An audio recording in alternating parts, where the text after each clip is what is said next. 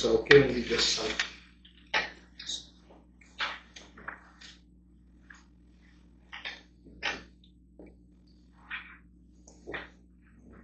It's also somewhere.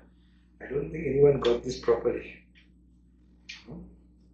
Because this jumps from Gnanaloka Jati, Nama Rupa and the order. How did we make it?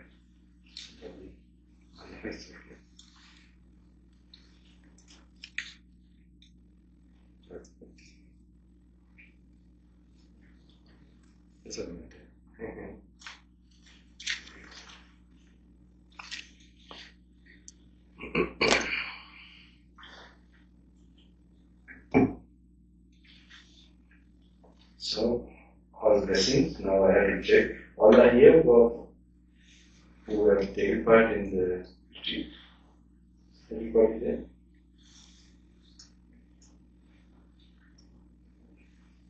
Everybody's there. Alright. How many of you now have anyone who has not read, who have taken part, okay, probably, you don't have to answer this.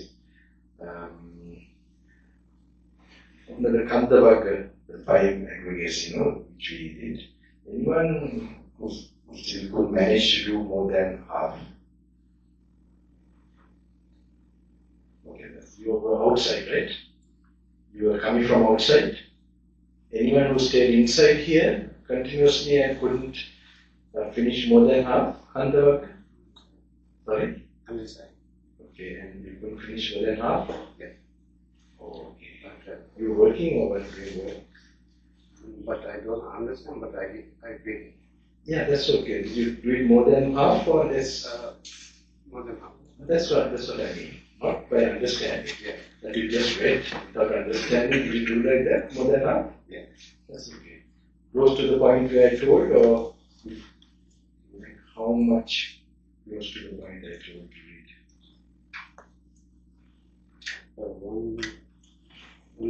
180. Okay, which page did I tell you to read? Okay, on which number? 250. Yeah. 180, 250. Close to half. Close to half that you read without understanding first. Yeah. Alright. This is my first time. No problem, no problem. I'm never have any. Okay. This is my first time. Alright, so other does it take all your time or did you do anything else meanwhile? Did you keep on reading or? Keep on reading. No. Try a little bit to understand. So, no? So, Okay, my body. Then what about anyone else like that? Anybody? They have already more than half? Okay. Alright. What about Salayatana, the 6 sense organs? Where are you? Finished? Okay. Did you finish in the lunchtime or which time did you finish? Or just some time before now? Morning. So did you read night also? Is it something like that? Or? Huh? Okay, then okay. I don't want to finish so fast also. Otherwise, so now at least, after that what did you do? After the morning when you finished, what did you do? Start talking or sleeping? Still reading. Still reading, huh? Like taking, so then now we also have until tomorrow morning. Alright, now you can slowly contemplate something interesting. Alright? Who have finished like that. Others, if they are near the finish also, you can stop, no problem. Alright? Listen carefully, okay? Otherwise, these 5 days is very valuable, you spend your time. Alright? So now, this coming hours, you can relax in some places you have, but keep silent, keep alone. You see now when I'm coming, I can see this silent. I also enjoy it. Unfortunately, I don't have too much like that now. I'm moving from place to place, giving the Dhamma. But I'm at once in tune with that environment because it's a yogi's environment. not too much thoughts, not too much burdens in the mind, looking at the reality, contemplating. It is going to the truth and finishing this thing off, leaving this whole thing. Not getting involved with this, bodies and thoughts and feelings and all this.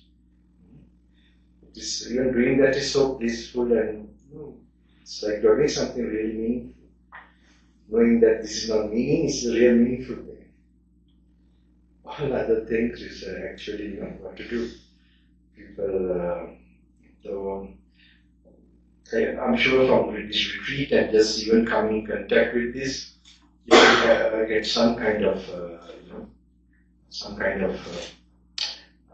some impulse towards that. Some people tell me a lot of things, all problems come because of our expectation and clinging. Now I also have to deal with a lot of external activities from ordained monks or pupils who have everything, and then also I'm looking after my parents for the last 3 years. My father passed away, so my mother also. So these things I'm doing through people. The Dayakas are doing that, but it's okay. I take it as a paramita for me. I will not take it as a burden.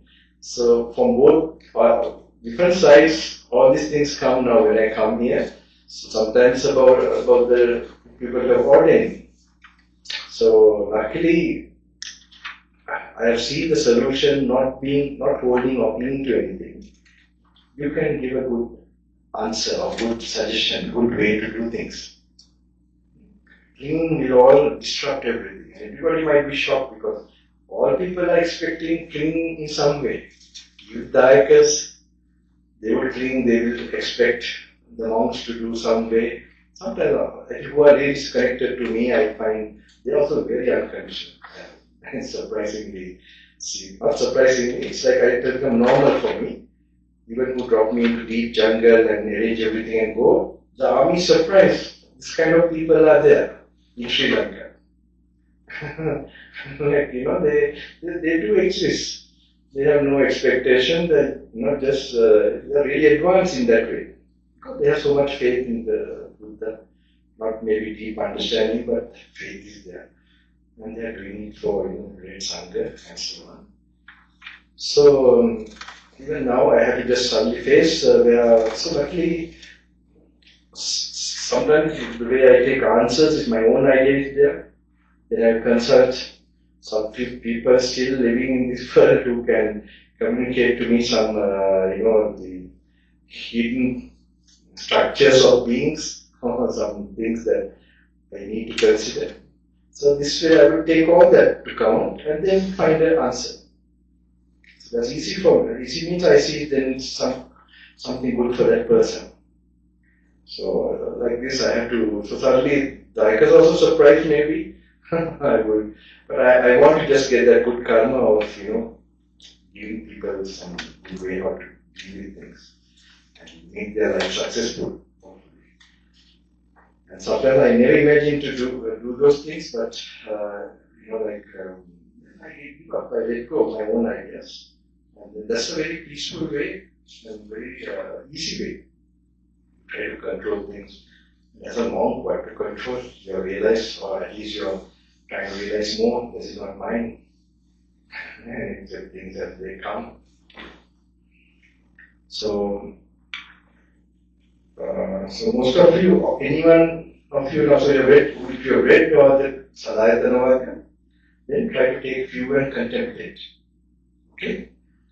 You can little bit from the Kanda and little bit from the 6 sense organs, you can contemplate. Alright? Let me see.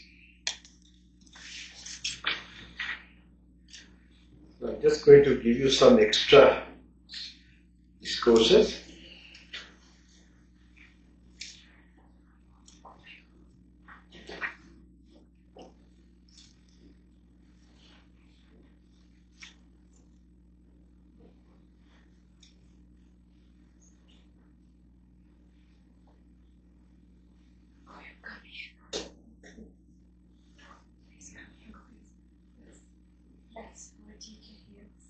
Please come.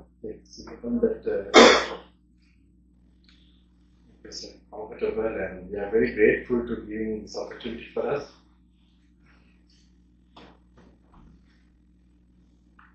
You can sit on the. Please sit on the. This make good.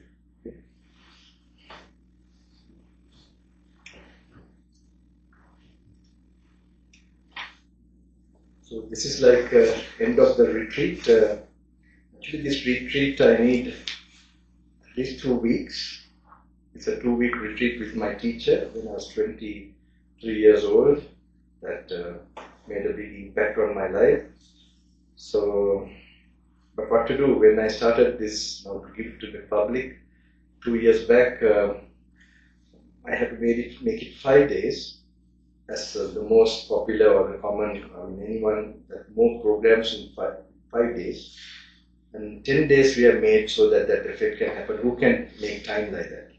But not many programs like 10 days, but 5 days are more. So I mix it up with, to be honestly, Buddha has also not told to rush through some of the teachings, but I tell some idea of the contemplation. The main key of this is actually the contemplation that will give you self-realization.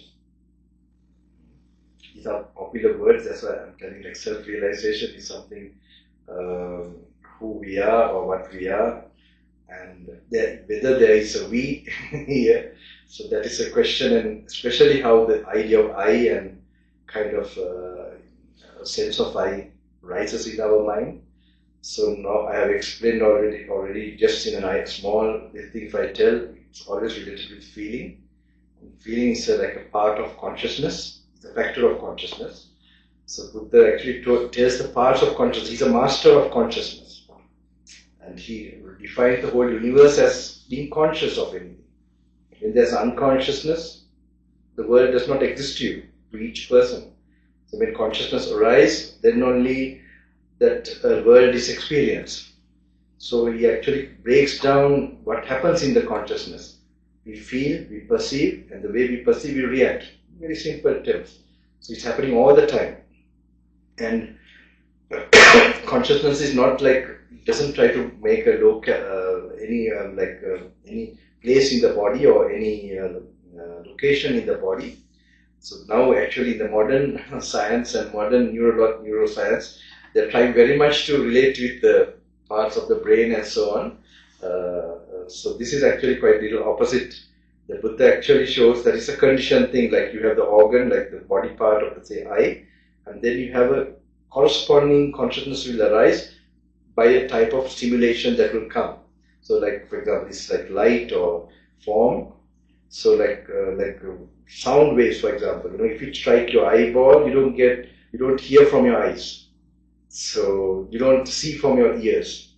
So it's actually like the corresponding conditions when they are present, that particular consciousness arises.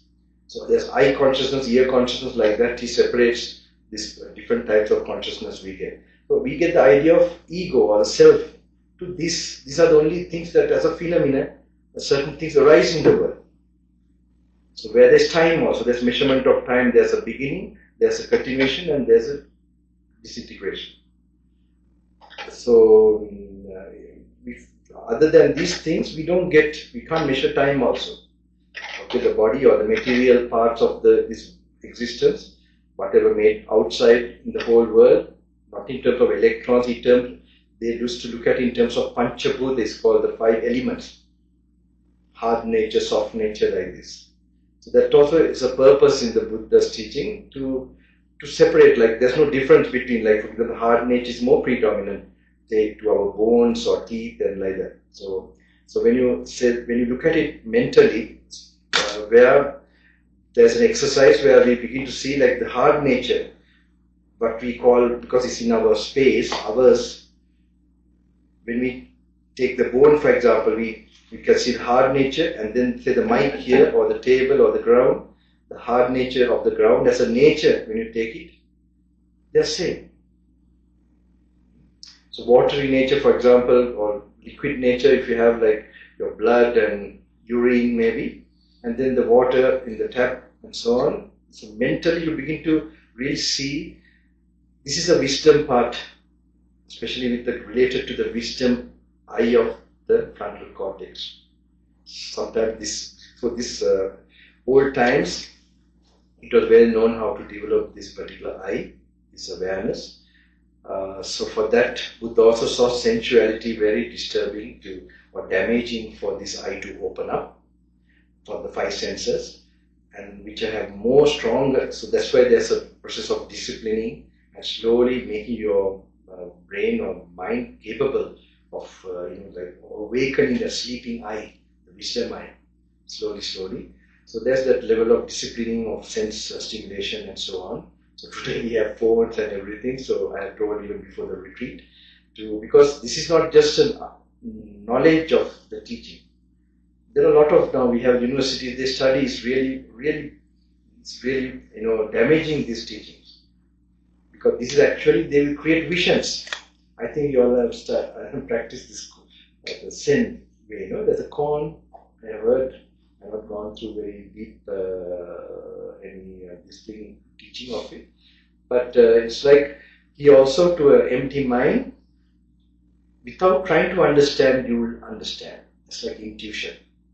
That's what we are trying to do. So these suttas are like small signposts for that, the spark to happen. That's why I tell people, don't try to understand. Just if you don't understand, skip to another sutta. And there will be a one that will trigger. Meanwhile, if you prepare your mind also, so maybe prepare your life, your character, your steadiness of your nerves.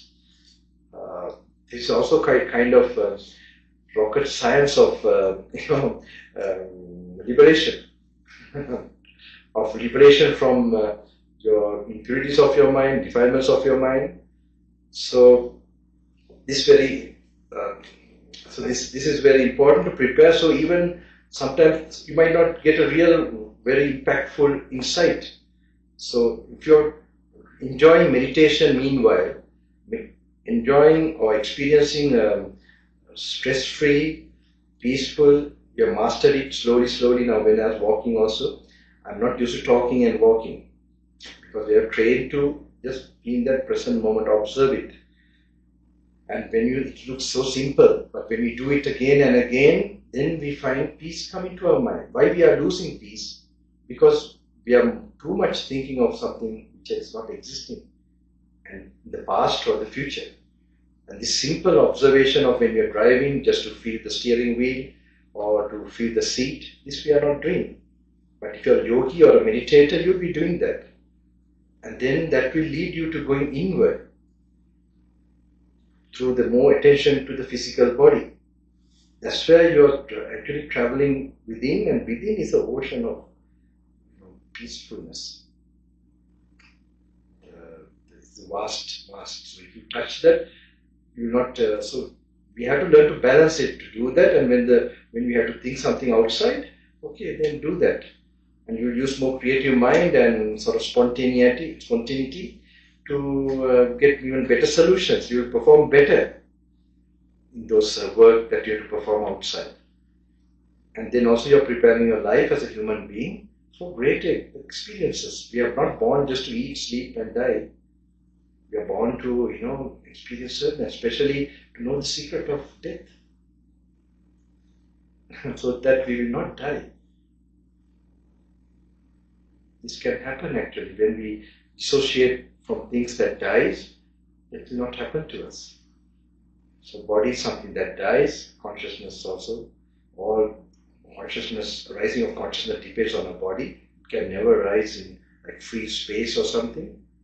Like a robot can, if you can create a consciousness someone, then it's very nice then, because I can enjoy at Long Beach. I can remove my robes. And maybe not here, I like cricket, so I play cricket, go to South Africa. Because I was in clubs playing this. If I gave up something for these robes, I don't think I had no girlfriend to give up, but I gave up cricket. Yeah. Cricket, yes. It was something really I sacrificed, I would say.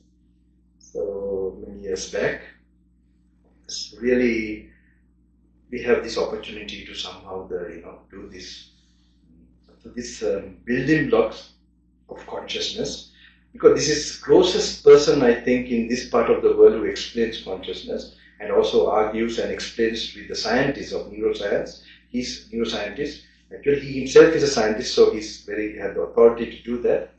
Deepak Chopra. So it's based on the old wisdom of the ancient Indian sages, because they already knew about consciousness quite well. Before to the Buddha also, because they already knew, and also how consciousness is related with karma. That's a very important mechanism there. That only explains rebirth and all that. Rebirth means the possibility, how the death moment and how what will happen after death moment. Otherwise, there's no way of knowing this. So how it's related with even what we are doing right now, and so very important. So this Deepak Chopra explains about nicely. It's a simple this thing. But how consciousness arises, the root cause, the actual final cause of it arising. This is in Buddhism, Buddha's teachings, everywhere you have seen something, the wheel of life. So it's called the wheel of life. In the Tibetan also they show the wheel of life. It is a big thing actually. But I don't know how many of any persons really know what this is. You have initially the ignorance, is the one part. Ignorance is the cause of reaction. It's called karma. And reaction, not any type of reaction, it is just reaction with intention. So intention takes place. You have to perceive something as, like now in moment of consciousness, you have immediately a sensation, and then you judge or measure that conscious feeling, that sensation. Sensation is feeling. Okay, that's a very different. So what you measure is called perception. Okay, when you measure it as pleasant or unpleasant or neutral, these three ways you measure in general. Okay, with what happens. So then there's the reaction. If you perceive as pleasant, there's a reaction with greed. If it's perceived as unpleasant, you react with aversion, hate. And if it's neutral perception, if you perceive it as neutral, then it will be delusion. Or if you're not enlightened or fully aware of what is going on. So this reaction is what's called karma.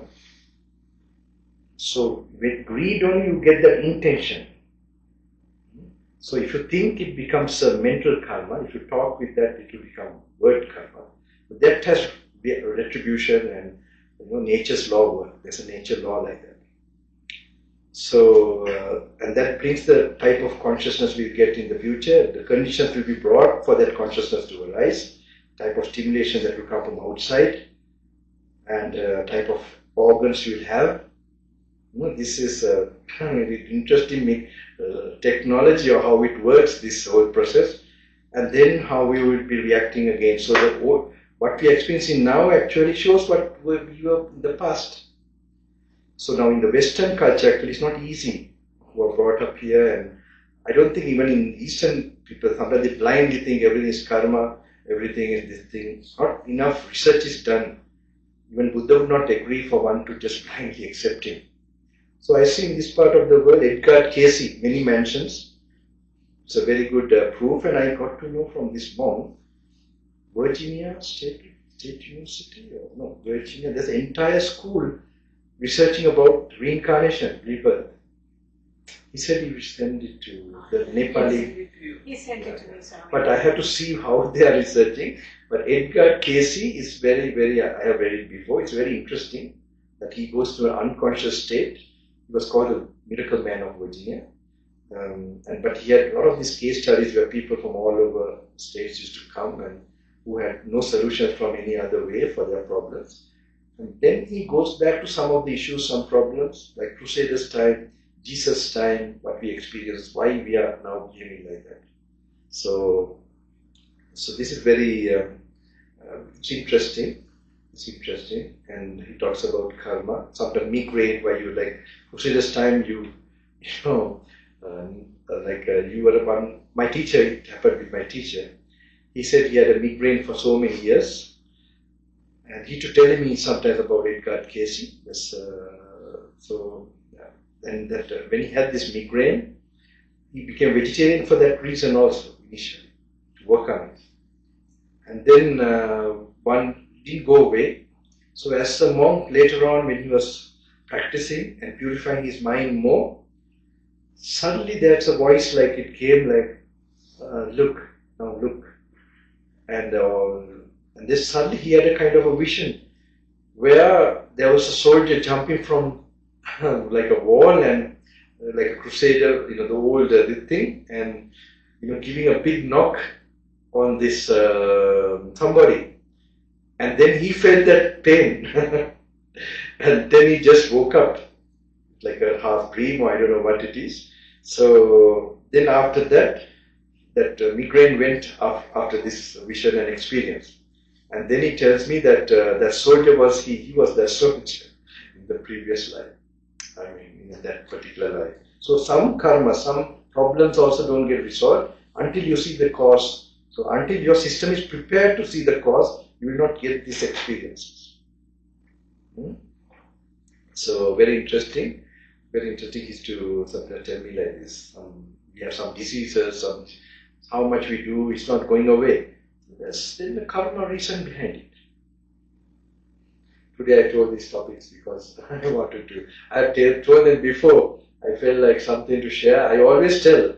Actually, even before I was telling, this is like a Muslim Buddhism, not a real Muslim Islam. They are very good, very wonderful. But that's like here when I first came, I felt it's all only Sri Lankan people here. And I'm going all the way from Sri Lanka to America to meet Sri Lanka people. I said, they have to have, now I don't know, this time, I don't know, somebody told me, but they have been asking, so we have little Sri Lanka. I said, no, I want all people like one. Now Sri Lanka, they're not there much. Today there is. So, the problem is the way they publicize, so maybe the temples, and they're also used to being there. There has to be, of course, this cannot be done by, there has to be some practicing and some mystical thing has to be awakened. Then it becomes universal. So, this cannot be transmitted like that also, because, of course, the Sri Lanka people, blindly, they will follow everything. But others, they need some taste of it, It can come only if that taste is becoming live or, it won't happen otherwise. Even for Sri Lanka, the local people, they will not awaken to the real thing. They are doing their cultural thing. Like even I didn't see in my mother's Buddhism, those days there's any answers for, of course she gave me a nice example and she used to meditate too. But she's the one who got to know from me to go to the original suttas and not like a study to meditate. And then because in Sri Lanka this was not really done or known. Even now known, it's a very hard work for me, tell you, but I'm very happy that at least.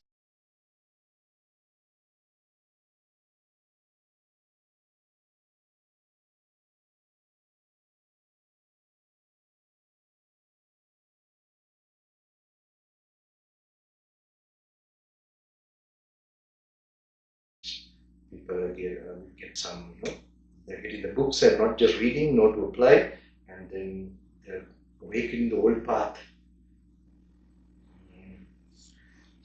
And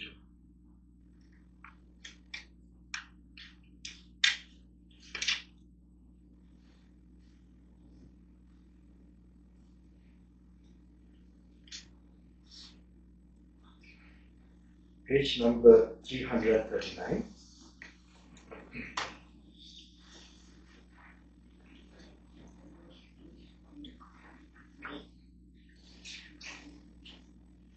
Okay, but,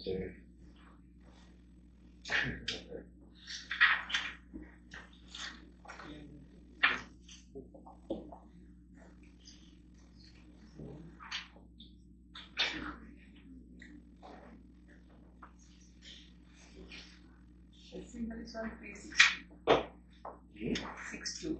362. 362. See that this one.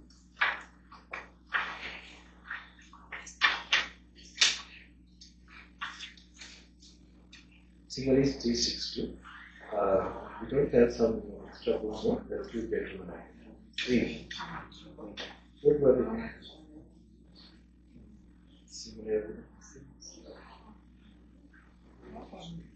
Come on, you can listen because it's a matter.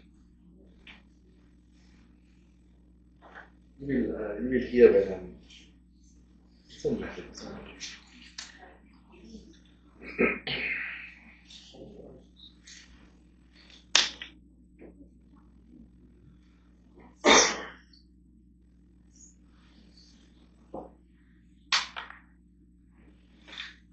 T39, English. The great discourse on the simile of the elephant's footprint. This was told by Buddha's second the disciple, second to the Buddha, who was Sariputta in wisdom. So he was like, he's the one person who, when he has heard the first simple verse as a layperson, just the beginning of the verse, Ye Dhamma Hetupabhava. That means whatever arises by causes, just that. It's a long, second verse is there. Ye Dhamma Hetupabhava, Tesang Hetu Tathagata, Tesancha Yo Nirodho, Evam Vadi Mahasana. Ye Dhamma Hetupabhava means like any phenomena that arise by cause. Their causes, and that's the second line of the verse. Yedama Hetva, Tesa Hetu Tathagata. The causes are told by the Tathagata, the Master, and the cessation of. That is 4 lines. Tesancha Mahashamana. Tesham Vadi Mahashamana. Mahashamana is the great Master. The words are this. This was told by one of the disciples, early disciples of the Buddha, to this destined, you could say, being or human being, we're going to be the second to Buddha's wisdom. It's going to be second. When he was coming from far, when Buddha saw, he said, he actually went and told his friend also, both of them came, and he said, when they were coming afar, they told, they are my chief disciples are coming. Because they already were destined to become so. So when he first heard from one, because first he saw, I don't know whether you saw it, first he saw a great, like very peaceful, very calm in bearing a monk going Armstrong. So he was searching for truth himself. So actually 2 friends, so one went on another way and he said, we go separate way, whoever finds some truth or some great master, we come and share. Then the other one on this way, he suddenly saw this great one monk who looked so peaceful. He thought maybe he has known the truth. Maybe he has, so he followed him. And then when he approached him, of course, after his arm round and said, I'm just newly ordained. I can't explain much, I can't teach you much. He said, whatever way you know, please can you tell me anything, Then only he says, Ye Dhamma Hetupabhava, Tesang Hetu Tathagata, Tesancha Yo Nirodho, Evam Vadi Mahasana. This is the teachings of the great teacher, when Buddha was alive, in the beginning times. Alright? So, then when the first verse was told, Ye Dhamma Hetupabhava, that whatever phenomena arises by cause, discourse, he got the eye of wisdom eye. Virajang Gitamala, Dhamma Chakmu Udapadi. Virajang Gitamala means, like Viraja means dispassionate, Gitamala means completely free from any impurities. That's why we have to become somewhat pure to get this wisdom. It's not coming to anyone, very, we have to change our character, change our being, our general life, to more tranquil life and steady mind. And so, when this was told, then he got it. Another part in this is Yamkinchi Samudaya Dhamma. So, eye of the Dhamma, when it appears, there's a verse or a line that comes to express that realization. Yamkinchi Samudaya Dhamma, Sabbantan Rho Dhamma. Whatever phenomenon, whatever rises, definitely passes away. So it's actually the impermanent perception. Impermanent perception. Not just it's knowledge, awareness of a universal impermanence. Of whatever condition that arises to pass away. And brings dispassion in the mind, and then the experience of Nibbana. Nibbana is a state of complete silence. That's how you can explain it. So, this is a sutta told by this disciple, Sariputta. Maharatana said, thus have I heard on one occasion the Blessed One was living at Saravasati in Jetaguru, Anantapindika Park. There the Venerable Sariputta addressed the bhikkhus thus, friends bhikkhus, friends, they replied. The Venerable Sariputta said this, friend, just as the footprint of any living being that walks can be placed within an elephant's footprint, and so the elephant's footprint is declared the chief of them. Because of its great size, so too, all wholesome states can be included in the Four Noble Truths. In what four? The Noble Truth of Suffering, the Noble Truth of Origin of Suffering, the Noble Truth of the Cessation of Suffering, and in the Noble Truth of the way leading to the cessation of suffering. And what is the Noble Truth of suffering? Birth is suffering, age is suffering, death is suffering, sorrow, lamentation, pain, grief, and despair are suffering. Not to obtain what one wants is suffering. In short, the five aggregates affected by clinging are suffering. And what are the five aggregates affected by clinging? They are the material form aggregate affected by clinging, the feeling aggregate affected by clinging, the perception aggregate affected by clinging, the formations aggregate affected by clinging, and the consciousness aggregate affected by clinging. So all this feeling, perception, all that, they are in consciousness. Okay? This is told last, the consciousness aggregate. This is what we are made up of. You know that, right? So birth, how do you notice birth? When these five things appear. Alright? This is a great miracle, the birth actually. Okay? These five things, you cannot create it otherwise. Just this happened, this manifest from thin air. Of course, there are conditions, the mother's and the father's. The other part, the consciousness, the life, where does it come? That's where the consciousness, when it enters, there is that. That means it's conditioned arising. It's not something coming from somewhere to the other. When we know the exact how it arises by causes, the causes are present, therefore the consciousness rises. Alright, that's one deep thing. Last time I explained about the moment of death, how the consciousness, last consciousness, and then how when the conditions are there, how it appears, and that is the one that gets another somewhere to appear. Based on what karmas you have done, the type of consciousness you will get. So this one you see, so this is our suffering as in life. Birth is suffering, decay, old age, no one wants to become old or sick. These things happen, and death also happens. So these things happen to these five things. So that's why in short, and what are the five grades affected by? They are the material form aggregate and so on. Affected by clinging, by the formations affected by clinging.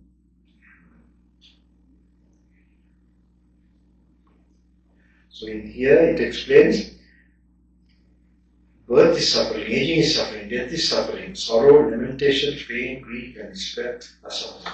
Not to obtain what one wants is suffering. In short, the five aggregates affected by clinging are suffering. Okay? So then it goes down. He explains what are the five aggregates and what is the material aggregate. Now he breaks down, takes one from the five. It's a very different way of explaining. And what are the what is the this is actually one of my first discourses that I read in this life. When my teacher told you to go and read Satipatthana, get Satipatthana Sutta, I actually got this small booklet form, the BPS. And those days also I had the habit of applying, not just reading intellectually. That's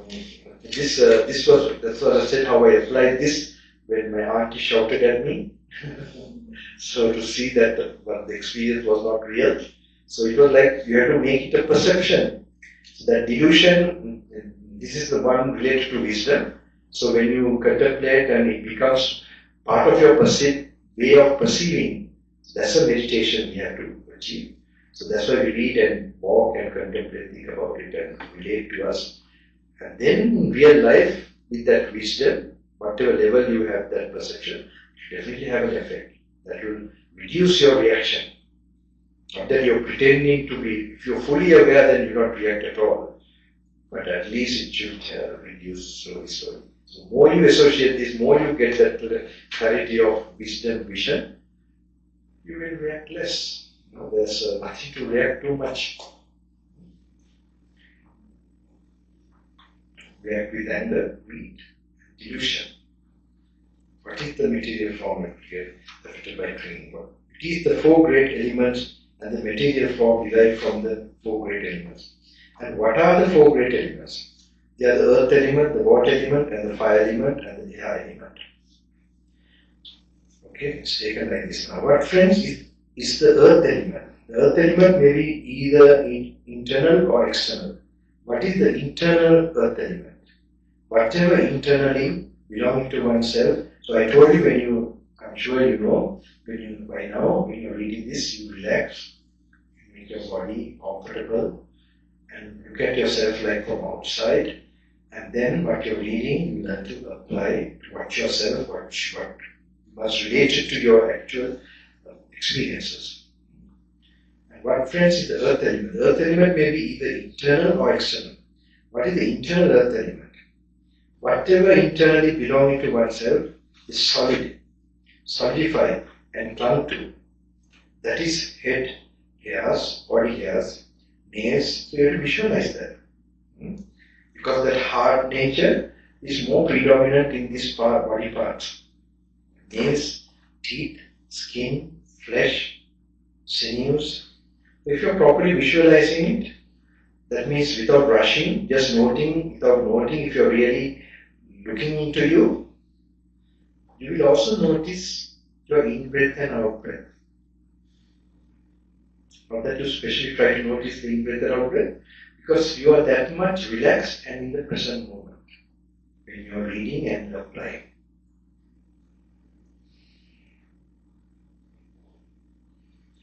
If that's not happening, then it's like an intellectual just noting like some information. That's not some meditation objects actually. And bones, the bone marrow, kidneys, heart, liver, diaphragm, spleen, lungs, intestines, mesentery, contents of the stomach, feces, or whatever else internally belonging to oneself is solid. So little bit actually when you're reading, you stop and actually with the exercise of you actually noting and perceiving in imagination form of those parts within you.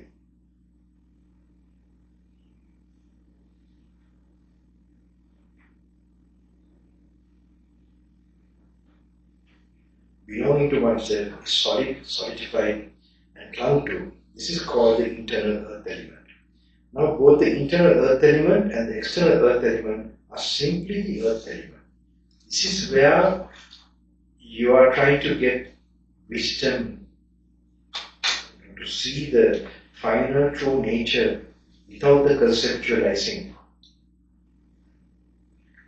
So, when you consider the hard nature within you, and the hard nature of the table or the ground or whatever, just think of it in a very subtle way, like you have to relax and just go to and fro to your own body part and then to the outside. And if you're properly doing it, you will just see it like the same, as well as that idea that is mine will dissolve, will vanish. The ego is created by that concept, that these are using whatever body you are having and not looking, observing like that, only you get the idea, this body is mine. So when you do like that, the true nature is seen. You don't see a person, you begin to dissolve that idea of a person or entity or your own, that you are there, somebody is there.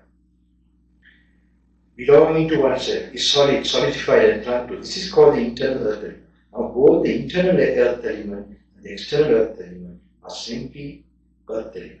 And that should be seen as it really is with proper wisdom. Thus, this is not mine, this I am not, this is not myself. So these things cannot be practiced who have a lot of attachments. You have to reduce your attachments and desires to some extent to do this exercise also. Buddha would not would not give this kind of teaching when the being or a person is not prepared enough.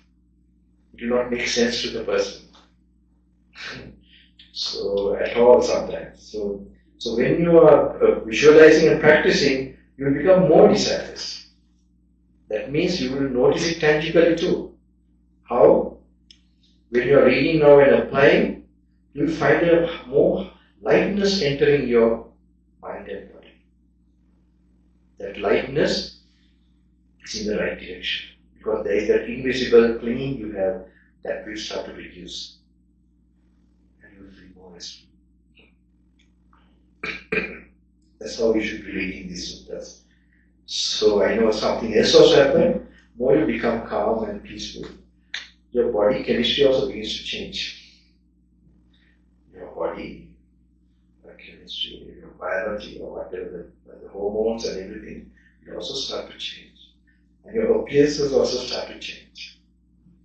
More angry, more greedy, more this thing. You will not become more beautiful. More peaceful, more these things. I have told this in programs, just to encourage you all in that direction. Alright? So now both the internal earth element and the external earth element are simply the. So now when one sees it thus as it actually is, with proper wisdom one becomes disenchanted with the earth element and makes the mind dispassionate towards the earth element. Now there comes a time, now Sariputta, he is using very interesting. He's first now doing this. Now he's doing all the practices like put in this sutta. He's trying to get you the impermanent perception also. Now we go to the next one. Now there comes a time when the water element is disturbed and then the external earth element vanishes. When even the external earth element, great as it is seen to be impermanent. Now he's telling like when there floods and it covers the entire earth and suddenly so the earth element is also impermanent, he's trying to show that way, and subject to destruction, disappearance and change. What of this body which is clung to by craving? So even the great earth element is going to disappear. Then what to say about the little earth element we have in our body? That's a very, so that gives you a quick this has to perish, this has to vanish. When even the external earth element, great as it is, seen to be impermanent, subject to destruction, disappearance and change, what of this body which is clung to by craving and lasts just a while? There can be no considering that as I or mine or I am.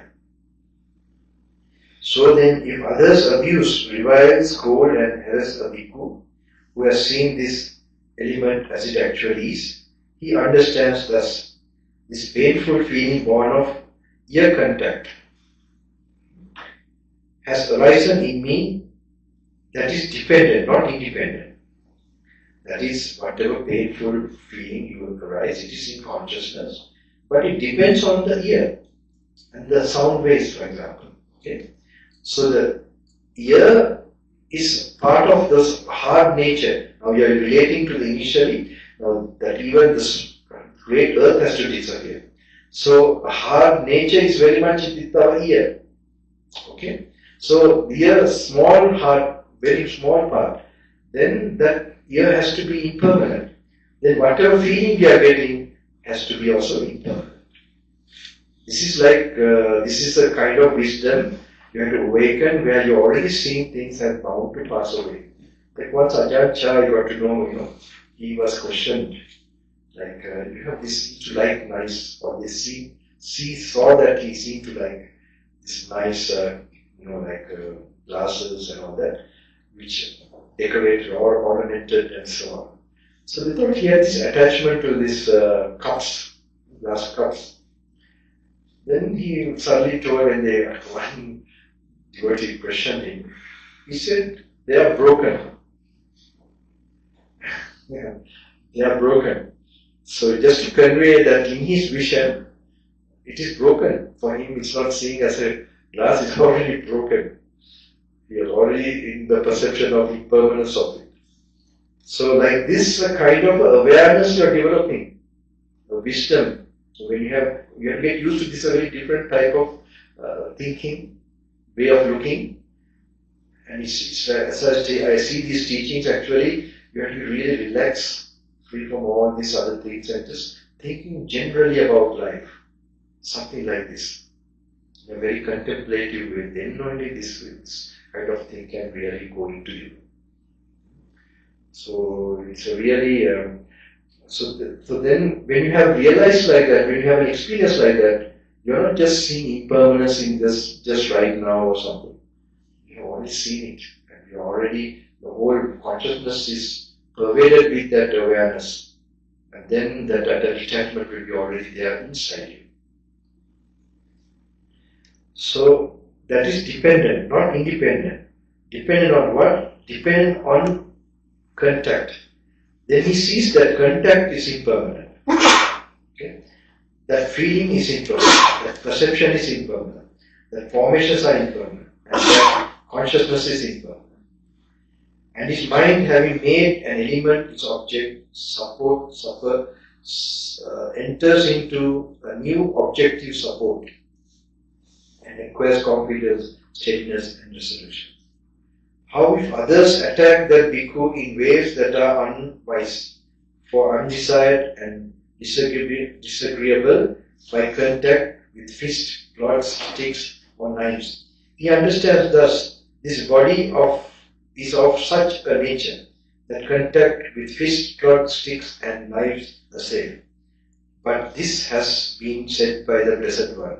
That means by the Buddha. One time he has advised on the simile of the saw. Now actually, in this, there's another discourse Buddha says, because even if bandits were to sever you savagely limb by limb with a two-handled saw, he who gave rise to the mind of hate towards them would not be carrying out my teaching.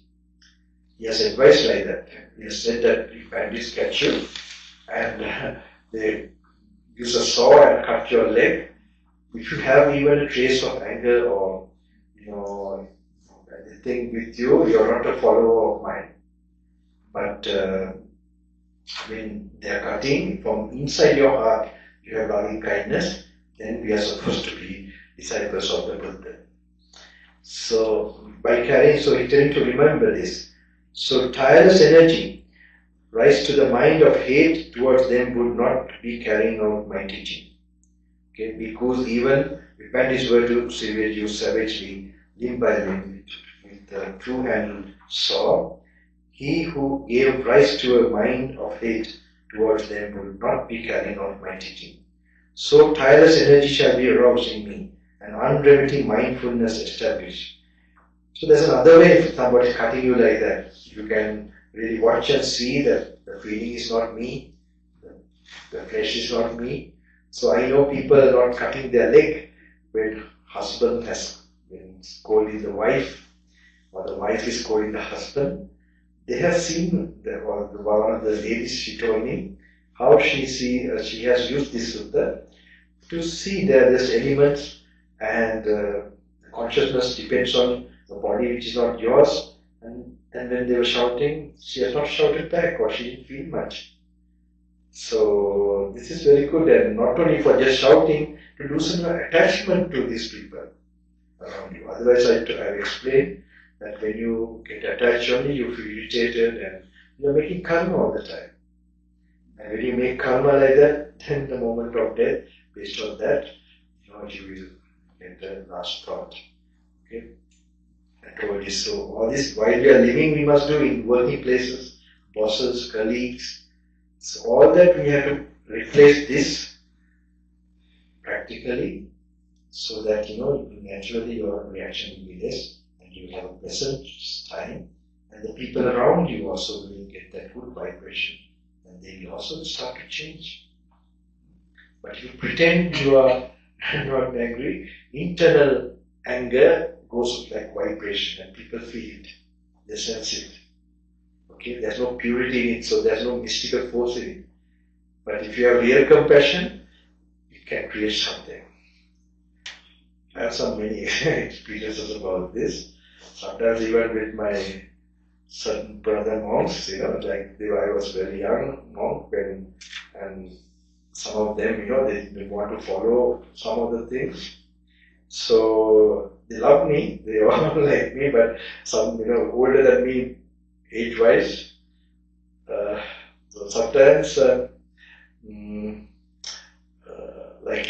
they're offering something, I don't know, is this recorded, right? You can delete this, right? Later. It's not nice about some people, just this part. Is it not going live, right? No, not live.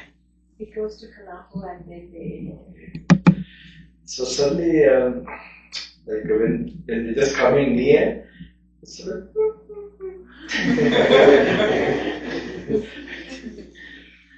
so this, with animals, they will feel, they will sense the vibration. So they also frightened, that's one thing. So if you can remain once with the elephant also, I remember so many occasions where the people do feel, even people very much, they will sense it. So if you're sincere and actually have good wishes, intentions, people will definitely feel. So, depending on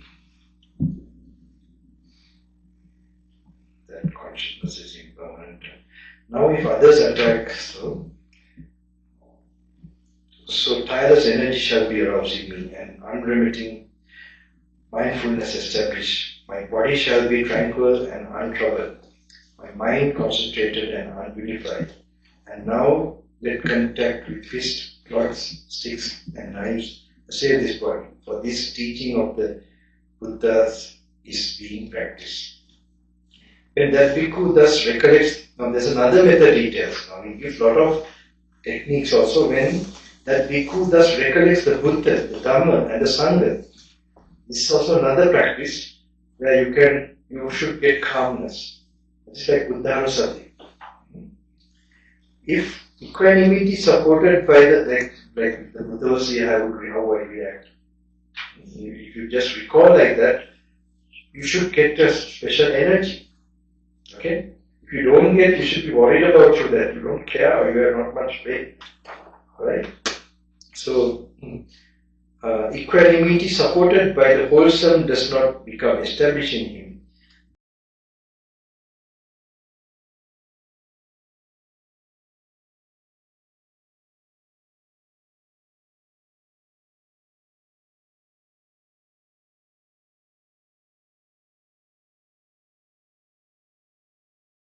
Then he arouses the urgency thus. It is lost for me, it is not a gain for me, it is bad for me, it is not good for me, that when I thus recollect the Buddha, Dhamma and the Sangha, equanimity supported by the wholesome does not become established in me. Just as when a daughter-in-law sees her father-in-law, she arouses a sense of urgency to please him. So too when the bhikkhu thus recollects the Buddha, Dhamma and the Sangha, if equanimity supported by the wholesome does not come established in him, then he arouses a sense of urgency. But if when he recollects the Buddha, Dhamma and the Sangha, equanimity supported by the wholesome becomes established in him, then he is satisfied with it. At that point, friends, much has been done by that bhikkhu. That means it's a gain for him. He was able to control his mind and keep the thoughts pure by simply recalling the Master and the Dhamma and the Sangha. So then it goes to the water element. What, friends, is the water element? The water element may be either internal or external. What is the internal water element? Whatever internally belongs to oneself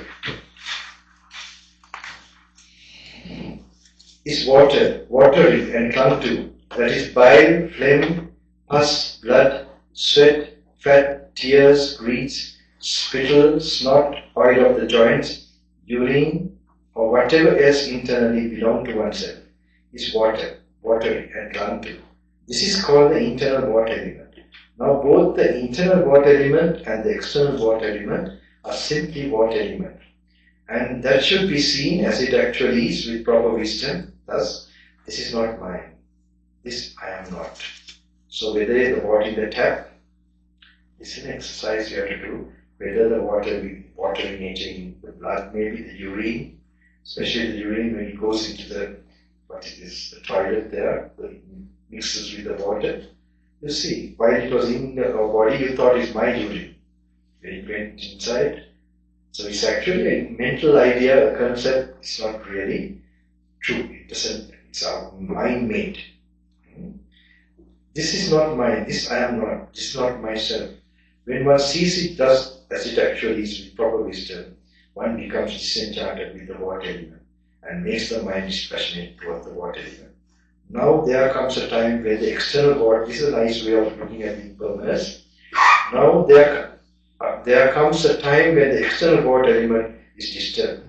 It carries away villages, that is floods. Okay, I think Las Vegas had a lot of floods. No? I don't know.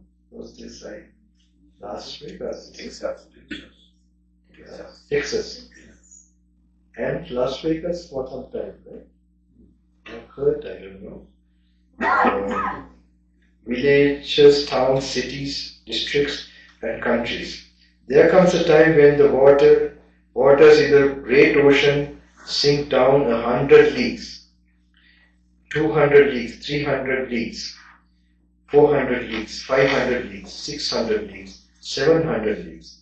There comes a time when the waters in the great ocean stand 7 palm deep. That means after a long period. This will also happen. 6 palm deep, 2 palm deep, only a palm deep. There comes a time when the waters in the great ocean stand 7 fathoms deep, 6 fathoms deep, 2 fathoms deep, only a fathom deep. There comes a time when the waters in the great ocean stands half a fathom deep, only waist deep, only knee deep, only ankle deep. There comes a time when the water in the great ocean are not enough to wet even the joint of a finger. When even this external water element, great as it is, seem to be impermanent, subject to destruction, disappearance, and change. What of this body, which is come to by clinging, craving, and lasts but a while? There can be no considering that as I or mine or I am. It's repeated the other thing, so I'm not going to repeat just the exercises.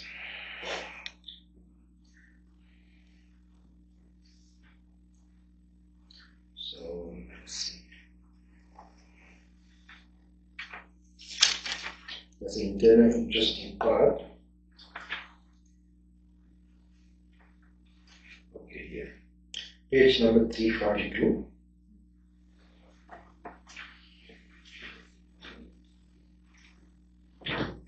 When, just as when space is enclosed by, this is the last paragraph in that, 342. Last, like 26, it is like 18, 20, 21, 22, 23, 25, 26, 342. The last paragraph, not last, the one before last. Okay, friends, just as when a space is enclosed by timber and creepers, grass and clay, it comes to be termed just house. So too, when a space is enclosed by bones, sinews, flesh and skin, it comes to be termed just material form. Okay? So after practicing, contemplating those 4 elements, this is explained. This is to be also known and contemplated. So your mind loses, the hold of the body as you, and so on. The illusion for that purpose. If friends, internally the eyes, now this is also important explanation of consciousness, of its condition. Okay? It follows next. If friends, internally the eye is intact, but no external forms come into its range, and there is no corresponding conscious engagement, then there is no manifestation of the corresponding section of consciousness. If internally the eye is intact and external forms come into its range, but there is no corresponding conscious engagement, then there is no manifestation of the corresponding section of consciousness. But when internally the eye is intact and external forms come into its range, and there is the corresponding conscious engagement, then there is the manifestation of the corresponding section of consciousness. Now, this is the most important, it shows the conditioned nature of consciousness and exactly how consciousness arises. Okay? It needs an object, we have told before actually, and the organ, and there's that initial attention. Okay, that's the rising of the initial thing of consciousness to rise. With that only, these three have to be there. Okay, then only that corresponding consciousness. If it's related with the eye consciousness will arise. If it's connected with the ear, it will be the ear consciousness. Okay, the material form in what has thus come to be is included in the material form aggregate affected by clinging. What is the material part of this experience of consciousness? It's the eye and forms, ear and sound waves, nose and smell. Okay, they are the material part. Okay, so that is included in that material aggregate. All right. The feeling, what has thus come to be. So in a one moment of conscious moment, you note it, that whatever material that was the nose and the smell that was used is the material part. And say, for example, the initial consciousness, okay, recognizing it as like a sensation that will go immediately, maybe like a certain perfume. All right. So that is the sensation, and recognizing it or judging it as pleasant, unpleasant, or neutral will be perception. And when you reacting, if it's nice with greed, will be the reacting part. So this will be very simultaneously arising. These are the factors of consciousness. You can't have a conscious moment without feeling, perception, and so on. Okay, the Buddha explained that. So it's always these 4 factors will be there in a moment of consciousness. You have a feeling. That's how you know it's consciousness. Okay, and then there is perception of the feeling, and there is you can't have like only perception ever. No, you can't have never in. You can have just a feeling only. Yes. Can I have a question?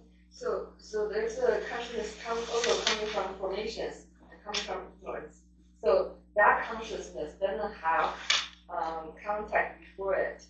So I was wondering if that consciousness is different. You mean the last one, like it's like feeling, perception, yeah, so and consciousness. That's a different type of consciousness. No. Yeah, it's actually the thing is, when you are explaining, you have to tell it in order. Yeah. Okay. When you're writing it, you have to send it in order. But it is like as I told you, like last time in water, you have different minerals.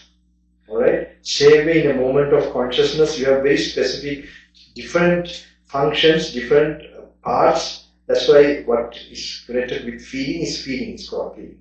And perception is called perception. And reaction or mental formation, that's called that. Then consciousness is all in all of it. You understand? It's like it's like consciousness all to like it's in every. It's a kind of function. So normally it is also explained like you have here an object. The initial like something happened. That is consciousness, as like initial consciousness. And then immediately there is sensation in it, And that's where it becomes really, consciousness appears. You can't really pinpoint like that. It happens so fast, and you can never know by.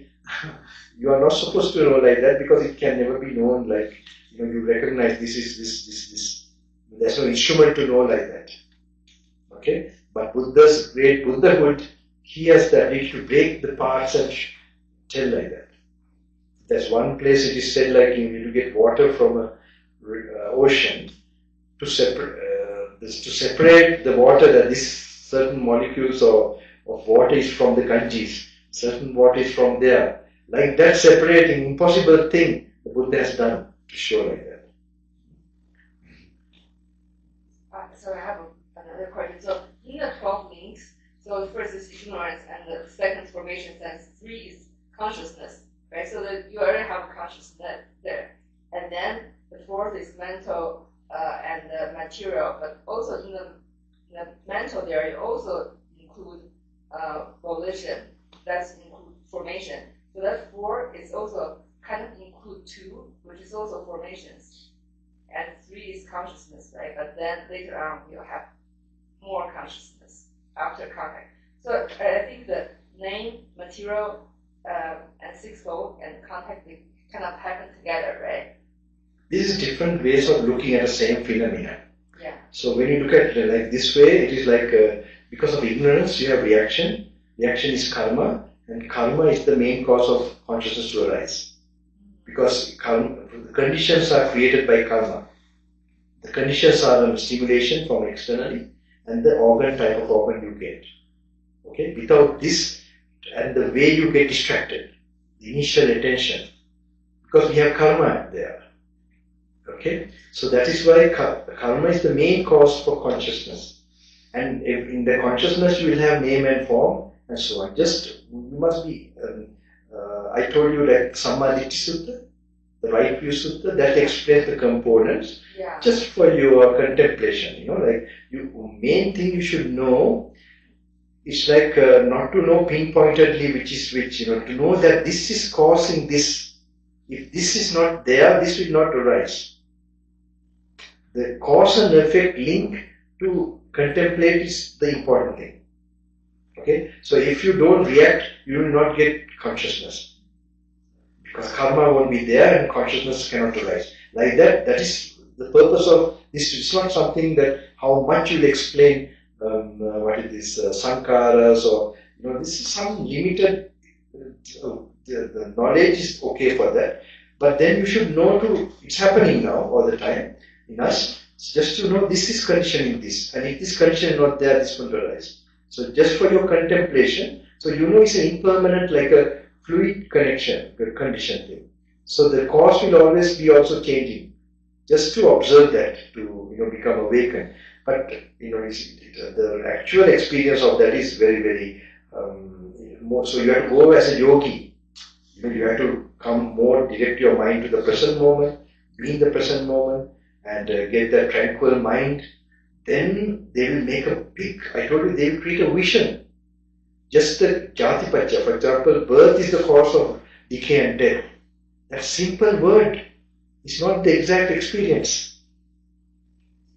The wisdom experience is, you can't explain. It goes to an unthinkable or infinite area of, I don't know to call it with this perception or what, but you see, you can't explain it. If someone is explaining, he has not realized it for sure. So it is this very explanation. That's why you have to get more bodily, mindful practices also, and then just keep it there, and just don't think and now I don't read this back. Keep reading and this thing, then it will make, like as I said, without trying to understand, there will be a wow experience. You have to have some patience. Right? I hope you all remember all this. Don't try to understand and all these things. This is the way you will get it one day. And I think you have got these ideas about that this time. I hope so. That this cannot be known intellectually as well. It's a meditation object, and it will create intuitive. You have to activate the intuitive So even my teacher will not sit down and talk too much of this. He had told to read and go, and then we go, and then so it's a kind of yogis practicing, and then he goes to a level of actually realizing this. So today onwards, all of you have read so much, so until tomorrow morning, you can do a little bit contemplating. Okay, now you can take some interesting suttas and try you can do whatever you like. You want to sleep, but please continue not talking, try to be alone. Especially being like this for now several days, you can get something. Okay, but as I told you, it means at least for me, I was 14 days, no people, just meeting my teacher every 2 days, and then going alone. So not even enjoying the nature also. Just by compassion, internally blissful feelings only. That helps a lot. And you have more mindfulness of the present, of the body, postures when you're going, coming. All this done can really give you something. It's very subtle, very subtle. It's not something like a very, if your mind is too gross, it's not easy. You not go get those, at least a glimpse of those things. And I created this retreat, and later on who are repeating it, who have ordained already now, they have this, suddenly, because they are exposed suddenly when they are going to the Dhanashala, or the food refectory dining hall. Just going there suddenly, so I can see tears come. See, it's in that right direction. Because that's why I said, it's not you're putting in a certain situation now, it is coming from a silent zone of your consciousness, a type of consciousness. This wisdom will come from a silent, so that's why you must physically stay also in silence. Also you have to make your thoughts also silent. That's why you sit down time to time with compassion meditation to silence it further and be inward. Then things start to happen without struggling, trying to understand and understand it. It will just come automatically. And going refuge to the Buddha time to time is the master who is going to open up. Otherwise you have to be like him who got it on his own.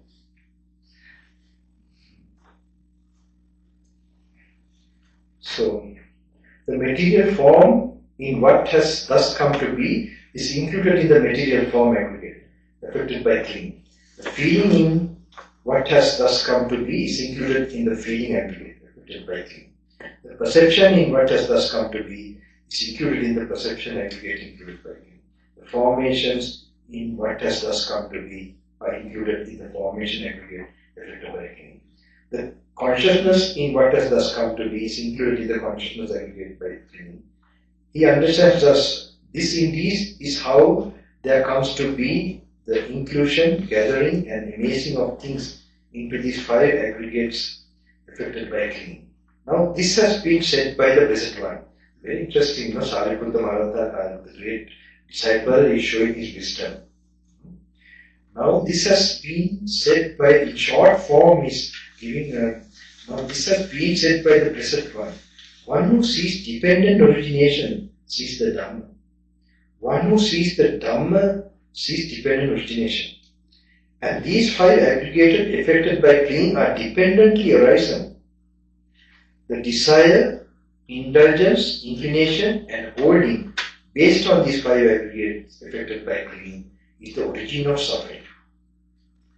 Now, you see, these 5 aggregates are neutral themselves, okay? But they have the nature of stimulating desire in you, alright? Or craving. So the suffering is not in these 5 aggregates. It's the desire you allow to, so you can remove the desire and you can remove suffering. So here, desire, indulgence, inclination, but in LA when we talk about this, it will be not very digestible, right? Because it's a line of to tell that desiring is not too good, but there will be people who will say from maybe that's also a very special thing. The desire, indulgence, inclination and holding based on these five aggregates affected by clinging is the origin of suffering. The removal of desire and lust, the abandonment of desire and lust for these five aggregates affected by clinging is the cessation of suffering. At that point too, friends, much has been done by that bhikkhu.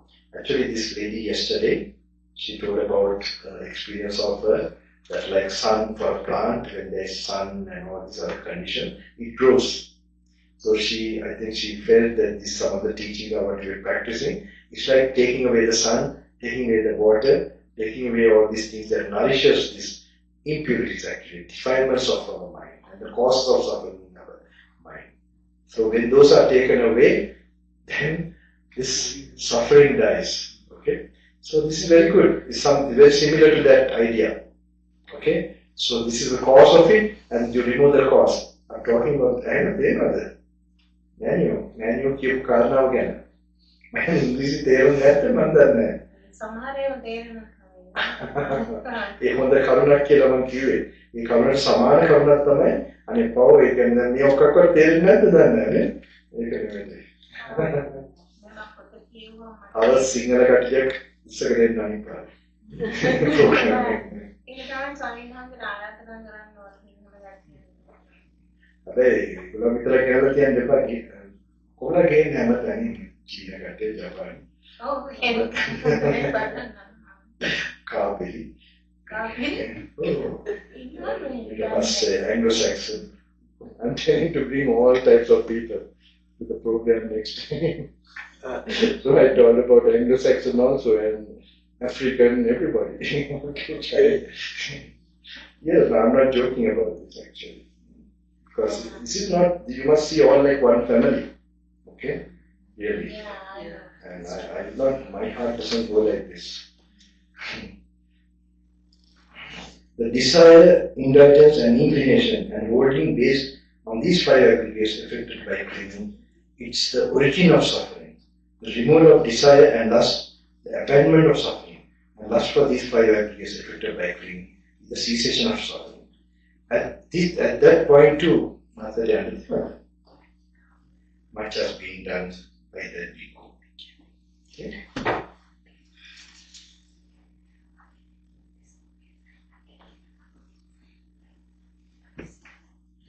If friends, internally the mind is intact, so this is repeated like that. Okay. Good luck to you, all best wishes. See you soon. Okay.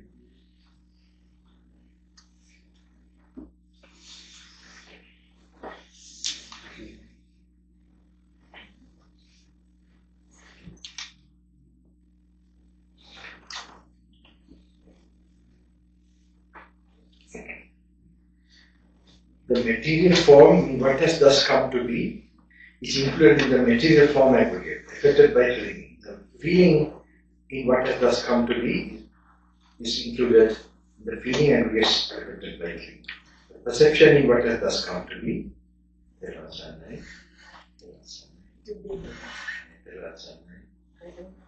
Hari. Sir, how many of you are?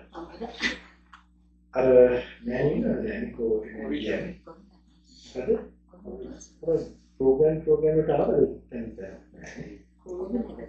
ඒකට තමයි ගිය පාරනේ මේ පාර ගිය පාර ආවේ එනකම් බලන්න අඟුරුගේ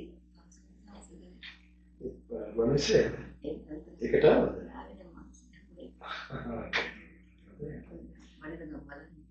අපි හිතුවේ බයින්වල අතක දෙන්නේ දෙන්නයි තමයි මම ඉදී මම ඉවරයි හැබැයි දැන් අදින් ඉවරයි හැබැයි හෙට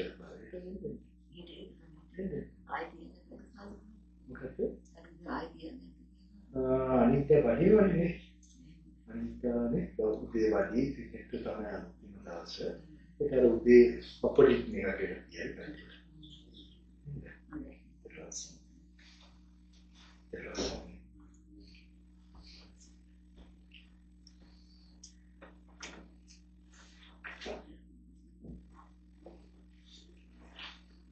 The formations in what has thus come to be are included in the formation aggregates affected by clinging. The consciousness in what has thus come to be is included in the consciousness aggregate affected by clinging. He understands that this indeed is how there comes to be the inclusion, gathering, and amassing of things into these five aggregates affected by clinging. Now, this has been said by the Blessed One. One who sees dependent origination sees the Dhamma. One who sees the Dhamma sees dependent origination. And these five aggregates affected by clinging are dependent horizon. The desire, indulgence, inclination, and holding based on these five aggregates affected by clinging is the origin of suffering. The removal of desire and lust, the abandonment of desire and lust for these five aggregates affected by clinging is the cessation of suffering. At that point, too, friends, much has been done by that people. Okay, so that sutta is finished.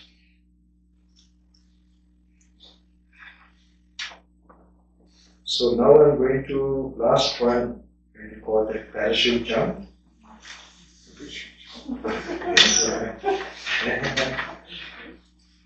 You want to hear the parachute jump? All are there who has been here 4 days or how many days? All are there, right? Okay.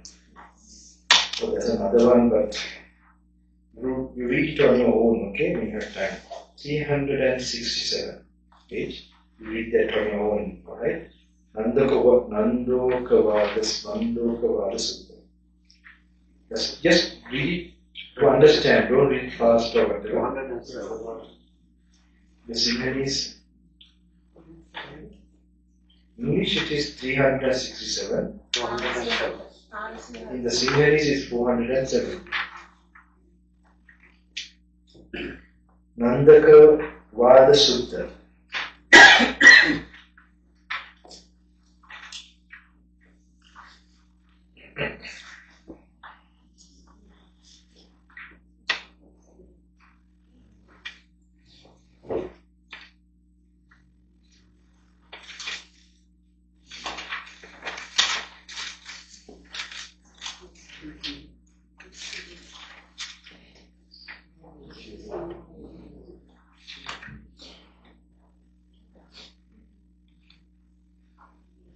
Read that on your own, okay?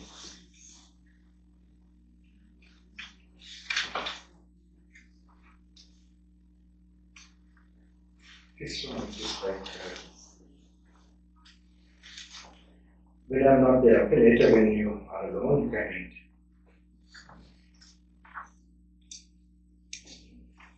Now, just note it. Last page 34, the parachute jump. You know why I name it parachute jump? This is how the commandos, they are always on training, they're training constantly. So one of their missions and training are together. One is actually a mission where they'll be put jump from parachute. So they have to make it out, do the thing and come out. Alright, so it's like this for me personally, this is a very important, all this teaching has been done to prepare you for this. Okay, what is your final mission? Yes, you attain it, but So the power for that. okay, and also not to be born. Okay, so where is your battlefield for that to happen? At what moment of your life? Death. Yes, moment of death. So this discourse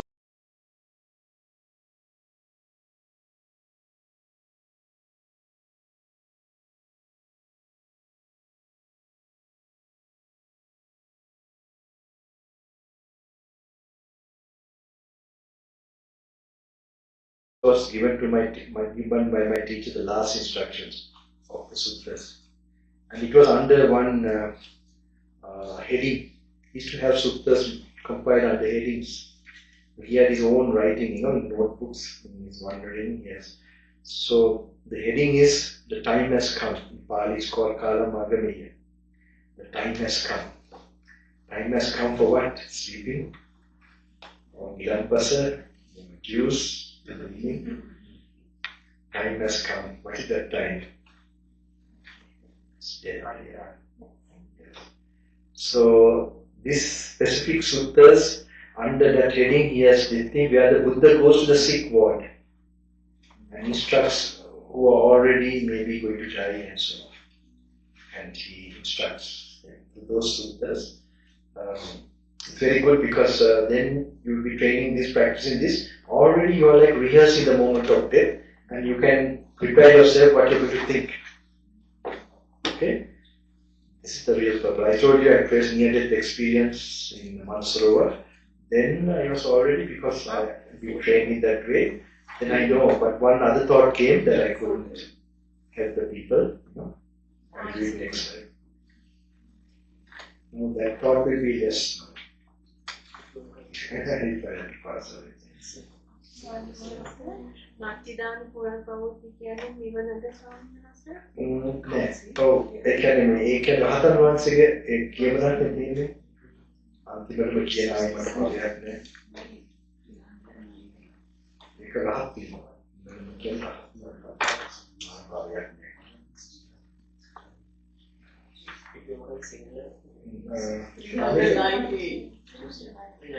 ඒක 319 එක අන්තිම පිටුවේ. The sick poet කියලා. ඒ කියන්නේ ගිලන්නේ සූත්‍රය. ගිලන්නේ සූත්‍රය කියලා. 319. මේ වගේ මේ සූත්‍රයේ හොඳ තත්ත්වෙ වල එනකොට බොජ්ජංගේ වගේ මාත්‍රා කොටන්නේ. මේක මේ වෙලාවට කියනකොට මොනවද අපි ප්‍රැක්ටිස් කරනවද කොහොමද අපි ඉන්න ඕනේ වර්තමානයේ හිත බලාගෙන ඉන්න හැටි ඔයම කියනවා. මේක ඇත්තටම රහතන් වහන්සේ කෙනෙක් හිතන විදිය වගේ තියෙනවා. වර්තමානයේ හිත තියාගෙන ඉන්නවා කියනවා. ඒක දැන්ම අපි කර ගිහිල්ලා ඒක පුළුවන් ඒ කෙනාට මතක් කරගන්න. ඒ කියන්නේ බුදු සරණ තියන්නේ එකපාරටම ගන්න නමාවේ දේවල්.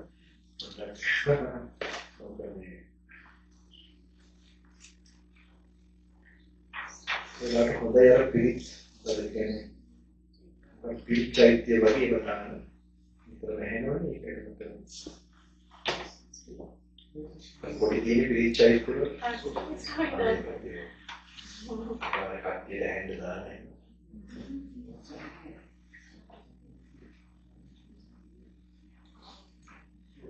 මේ තාත්තත් ඒක කියනවා අර කැහින එක කියනවා.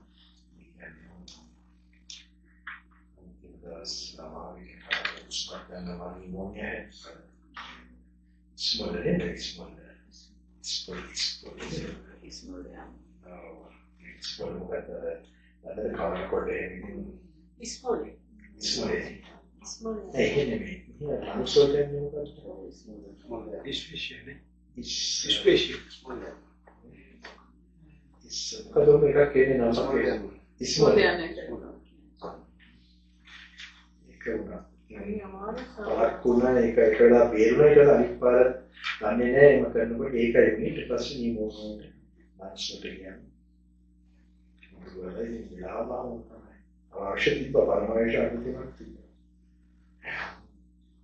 ඒ කියන්නේ අපේ තව දුකයි මොකද දුවල දැන් සපක් නෑ දීර්ඝ ආශය තිබ්බත් නෑ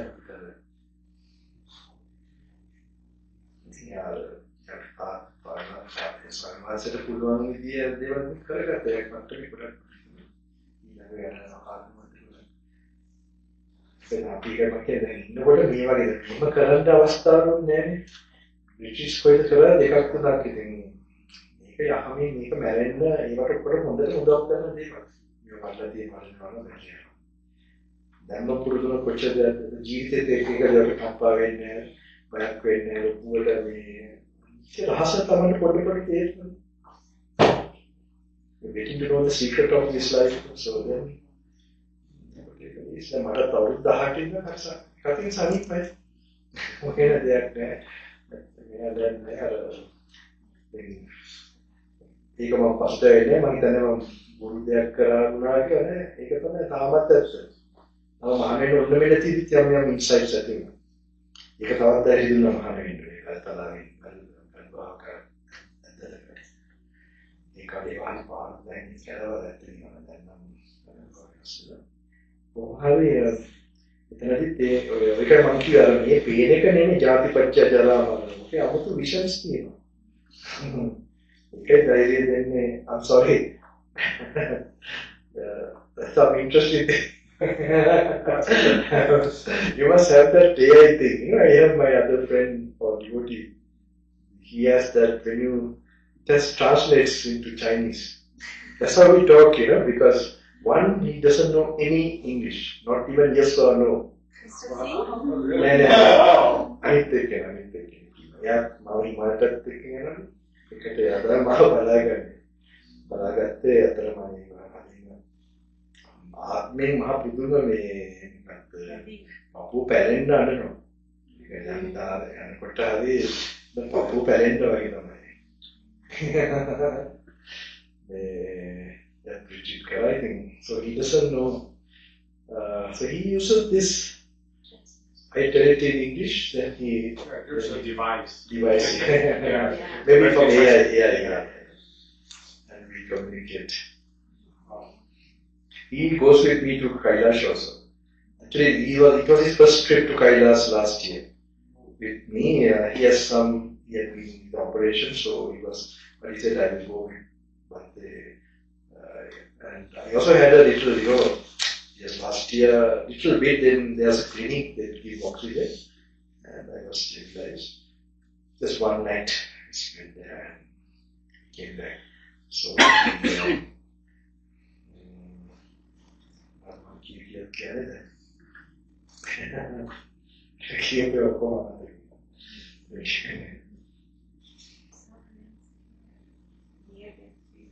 yeah, now I'm going to just, this is a very important one.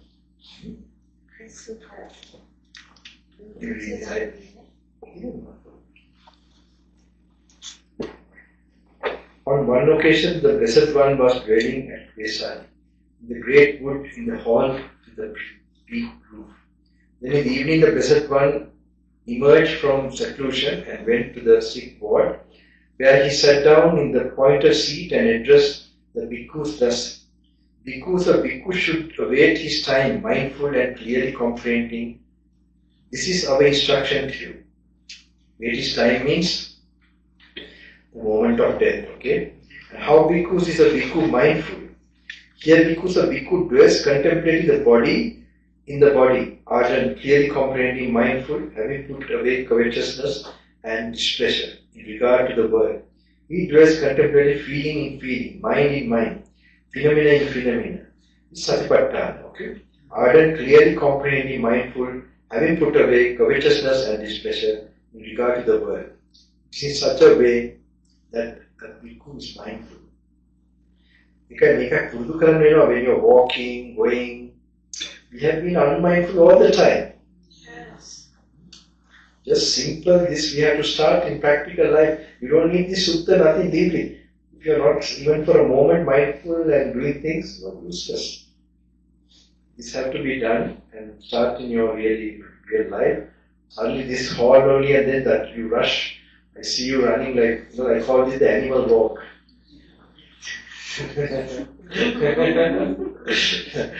Like this looking okay. Sometimes some of my organizers, they feel very this thing when they meet me. Because I put funny names to this. Recently I put Johnson. Johnson means like, I also didn't know what I meant by, I had the idea exactly, I want to convey that this name came Johnson. Okay. So luckily, the Masjid Jasas, right? He gave exactly what I meant. Like well dressed and all that, You may be like, those things has to make a point. Okay, never to love for the thing, like even you're very old and you have batik shirt, batik shirt and dressed in such a way, because what you were fashion used to when you were young man, maybe even when you get old you use that, and certain type of sandals, and and so but the public how the public will look, especially this part of the world, I know, because one time when I was brought up also, I knew I had to dress well when I present to the people will be judging me according to how I'm dressed. Absolutely, here in Yeah, America, I know. especially. I was in this culture for a short time until I. So there they will be seeing you. So, but if you stay in that kind of conditioning long time, it's not very good, I think. Then you become to show a thing rather than to experience something with your conscious, keeping your conscious clear and all that. It doesn't matter according to the place you have to live. Even your accent you have to change, because people will be judging according to your accent. Alright? So the sounding, so you have to live in a Gnanaloka or sense world, in a certain place where discrimination is also happening. And so that human beings are there. They are not arahants or enlightened people you have to be with. So then, but you can be a wonderful example for all the human beings, yearning for. I know one story I told you, Birmingham or somewhere, where what is this? Where one shop, this owner of the shop, they used to see an Asian girl coming and going, and she used to emanate and she seemed to buy a very simple thing, like she just doesn't seem she has enough money, but she was like, they were noticing she was having that very peace and like a very different. That's why I say it's your makeup. It's easily got by you losing your ego and enjoying something internally to you. Human beings will feel it wherever they are. Okay. I did have some experience in Cyprus, Nicosia, with some of the people there are those days. Just if you practice, so sometimes I go to the toilet and practice. Okay, close myself, of course, dressed well, just to suit the place. Even when I had to work in the office, I did that. I used to go to the toilet, lock myself, chant little Buddha's qualities, practice the metta. Because my teachers already explained that if you just allow this only, that same karma, same consciousness will be nourished. If you bring in this peacefulness and practice only, this karma will be, again you'll be in stage, again you meet some other people you have to work with. It's repeating karma again. So if you're wise like that, then you bring in the teaching slowly. So I did like that for 2 years. Now I did firm and all this. It was a little later, when I'm 24, like 25 like this. This also was very helpful. I'm talking, I must read everything. Swami Vivekananda once said, Swami Vivekananda කියනවා මේ සුදු කෙනෙක් අහනවා මේ ඔයා මොකද ඇඳගෙන ඉන්නේ විදිය කියලා. එතකොට ස්වාමි විවේකානන්ද කියනවා ඔයාගේ කැරක්ටර් එක දෙන්නේ ටේලර්. මගේ කැරක්ටර් එක මගේ ඇඳුමේ නෙමෙයි කියලා. Swami Vivekananda was wearing, like some Hindu yogis, they wear a little bit more. They cover their head with a big turban. He was like that, so it looks very unusual. So she was telling that, can't take a powder. Tell that they will also want to know what you're telling. So he said, I think your character is with your tailor, huh? Yeah, the character. The dress you are wearing, but my character? My character is my qualities of my life. The way I dress doesn't make a tailor, but this is what I wear. This is my character. The qualities of my life. So. That's a human nature, If you're in Sri Lanka, there's another type of discrimination. If you're in your own country, another type. It's human nature to how much now in this part of the world, sometimes other ways, profession, right? Maybe, I don't know. Am I right? Yes. Profession is a one form of. But now when you are answering this, it seems to be you have some aversion that you must lose. Because it's like this same thing definitely you have done to a certain extent, you are getting it back somehow, This you should know. You understand? Once somebody discriminating somewhere, then this is like a cycle working. So if you have that averse feeling and judging nature of people who are discriminating, then because then you are not much elevated either. We are the same like them. Yeah, in a different way. That's why you don't care to give any Dhamma to them, right? I think I'm being too bad, right?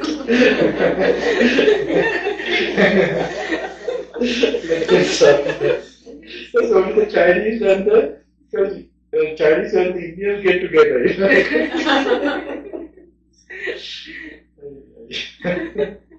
Because they're very similar and they can pull up and don't be that. You have lot to do. You have lot to love to come share with the whole world. First you lose attachment even to your family members. What you're seeing from your senses is very important. Though for your some karma destiny you have to work here, live here, do that. But keep it separate and keep your evolution going. You're not born to be small-minded. You're born to be evolved, as a being, to be enlightened. It can happen in one of these worlds. You go walking, suddenly you might see the truth. There is silence here. For me, I can't say I saw this fully or whatever, but some sparks happen in southern Africa, but in solitude. So luckily I didn't have suttas, but due to some of my good karma, I was analyzing, thinking like that, and then, some regard so spiritual experience. So you can also get it here. We don't know. The conditions are there. So you can reduce your work too much, being busy also slowly. Loosen your ambitions too much so that you have more time to really do what is important. Don't go with that rush also.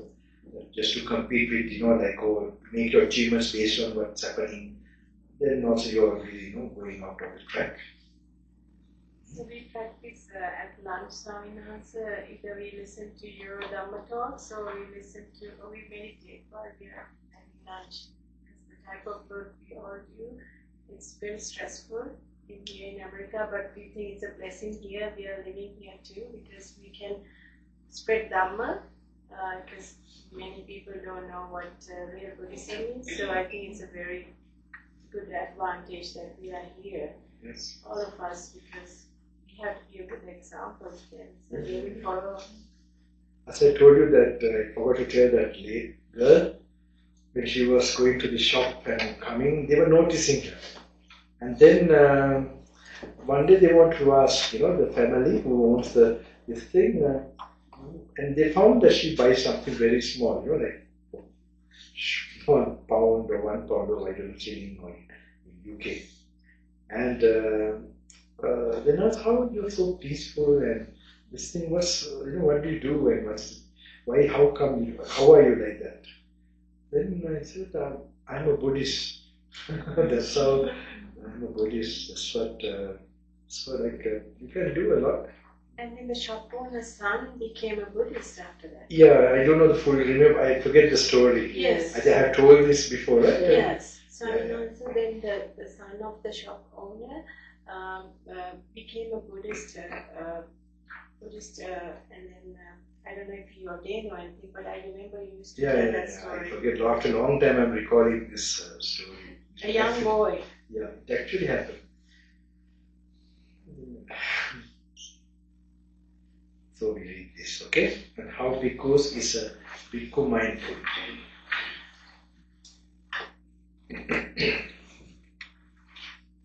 Page 9. So they practice the Satipatthana, 3rd paragraph. And how bhikkhu does a bhikkhu exercise clear comprehension? Here a bhikkhu is one who acts with clear comprehension when going forward and returning, when looking ahead and looking aside, when drawing in and extending the limbs, when wearing his robes and carrying his outer robe and bowl, when eating, drinking, chewing his food and tasting, when defecating and urinating, when walking, standing, sitting, falling asleep, waking up, speaking and keeping silent. It is in such a way that bhikkhus exercise clear comprehension. Okay?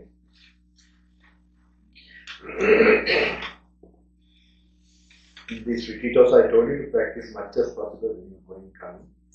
Okay, this is a good opportunity, you had the chance to do it. A bhikkhu should await his time mindful and clearly comprehending. This is our instruction to you. Because while a bhikkhu dwells thus, mindful and clearly comprehending, diligent, ardent, and resolute, if there arises in him a pleasant feeling, he understands, oh, this is a vidarshana part, very important. Okay. This instruction given by the Buddha, these things you must train now itself to look at like that and detach yourself, because the moment of death, this kind of contemplation we have already done in other suttas. This really helps. Okay. Now, ardent and resolute, if there arises in him a pleasant feeling, he understands thus, there has arisen in me a pleasant feeling. That means he notes it. He's mindful of the present moment. When he gets a feeling, he's just not experiencing it. He's noting it that I have got now a pleasant feeling. Now that is dependent, not independent. Now he's contemplating. Okay? There has arisen in me a pleasant feeling. Now that is dependent, not independent. It is dependent on what? Dependent on this very body. He knows I don't get this feeling without the body. But this body is impermanent. So this you can also add. It's because of food and karma. Therefore it is a changing and something that will disappear. So it's impermanent. The body is impermanent. Condition, dependently arises. So when the pleasant feeling has arisen, dependent on a body that is impermanent, condition, dependently arisen, how could it be permanent?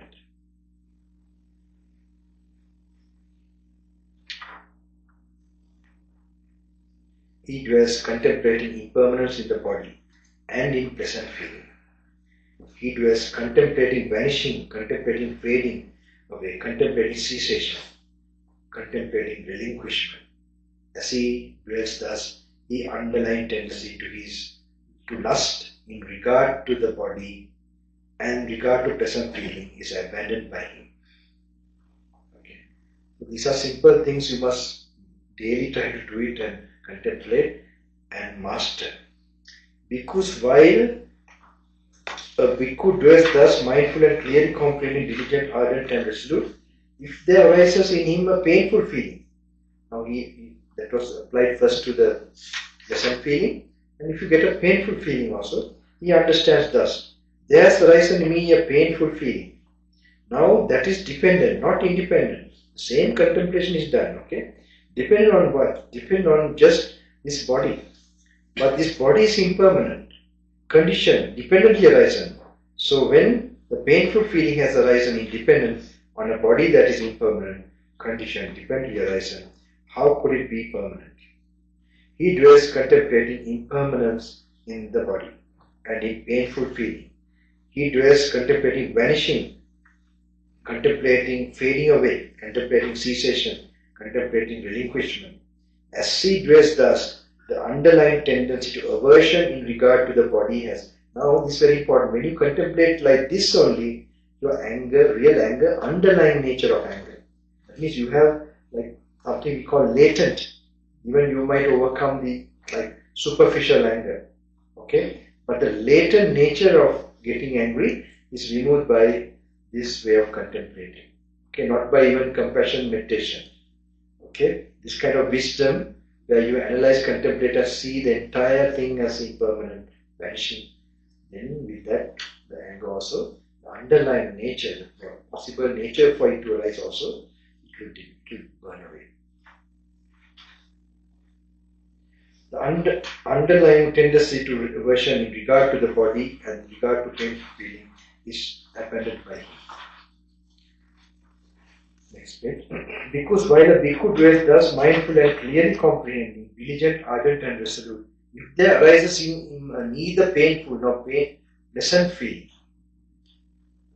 he understands thus. What is this kind of feeling called? Indifferent, yeah. And another one? Neutral. Yeah. So it's not painful, not. So sometimes you might be in samadhi also. Okay? If you are dying and like this, you can be in samadhi. So then you have neutral feeling experience. Okay? There has arisen in me a neither painful nor pleasant feeling. Now, the body is impermanent. Now, that feeling is also experienced through what? Through what? The feelings are all experienced through body, right? So that feeling is also experienced through the body. Dependent on what? Dependent on just this body, but this body is impermanent. Now there has arisen in me a neither painful nor pleasant feeling. Now that is dependent, not independent. Dependent on what? Dependent on just this body. But this body is impermanent, conditioned, dependent arisen. So when the neither painful nor pleasant feeling has arisen, dependent on a body that is impermanent, conditioned, dependently arisen, how could it be permanent? He dwells contemplating impermanence in the body, and neither painful nor pleasant feeling. He dwells contemplating vanishing, contemplating fading away, contemplating cessation, contemplating relinquishment. As he dwells thus, the underlying tendency to ignorance is in regard to the body, and in regard to neither painful nor pleasant feeling is abandoned by him. So normally if you have a samadhi and you are having a neutral feeling, okay, and you die, we know you will go to a higher world like Brahmavaloka. Okay? So when you are having this kind of neutral feeling, you don't have anger, okay? You don't have desire. Alright? So what do you have? One thought. Yes, one thought, correct. But you don't have anger. You don't have greed. Okay? But you have delusion. So now when you are not just enjoying peace and waiting, more you are enjoying peace, your deluded nature, their wisdom wanes down. සමාධියේ ශාන්ත වෙන්න වැඩි නින්ද ගියොත් අර ප්‍රඥාව කියන එක යන්න අඩු වෙන්න පටන් ගන්නවා. ඔව් දැන් මේ කාලේ ටිකේ දැන් හිම යන දෙකම ඒකනේ කියන්නේ භාවනා කරන එතන මේ කියවන්න එතන ප්‍රඥාව වෙනවා. මේ ඇනලයිස් කරන මේ practice, මේ exercise. You do this exercise, then your wisdom, therefore reading the book and meditating, especially this Buddha's teaching, your wisdom begins to increase. Okay. So also you have to do that equanimity, because to have deeper wisdom also you need it. But if you are not doing that exercise and just only doing the samadhi, this will start to decrease. It has happened to me. Yeah, it is for years. Okay, this all with experience. I'm telling you, as a young boy, so much with this thing, and then the samadhi took over. Long periods, just the samadhi. Now as a whole, this time only with these retreats and all this, now slowly started to come. So the wisdom comes with the samadhi, and then It helped to get higher wisdom, samadhi. Okay, but without higher means real deeper experience of wisdom. Samadhi helps.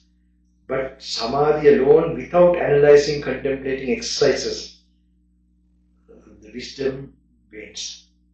The wisdom faculty wanes. Then you become very peaceful, but not thinking, analyzing, contemplating. So like vidarshana.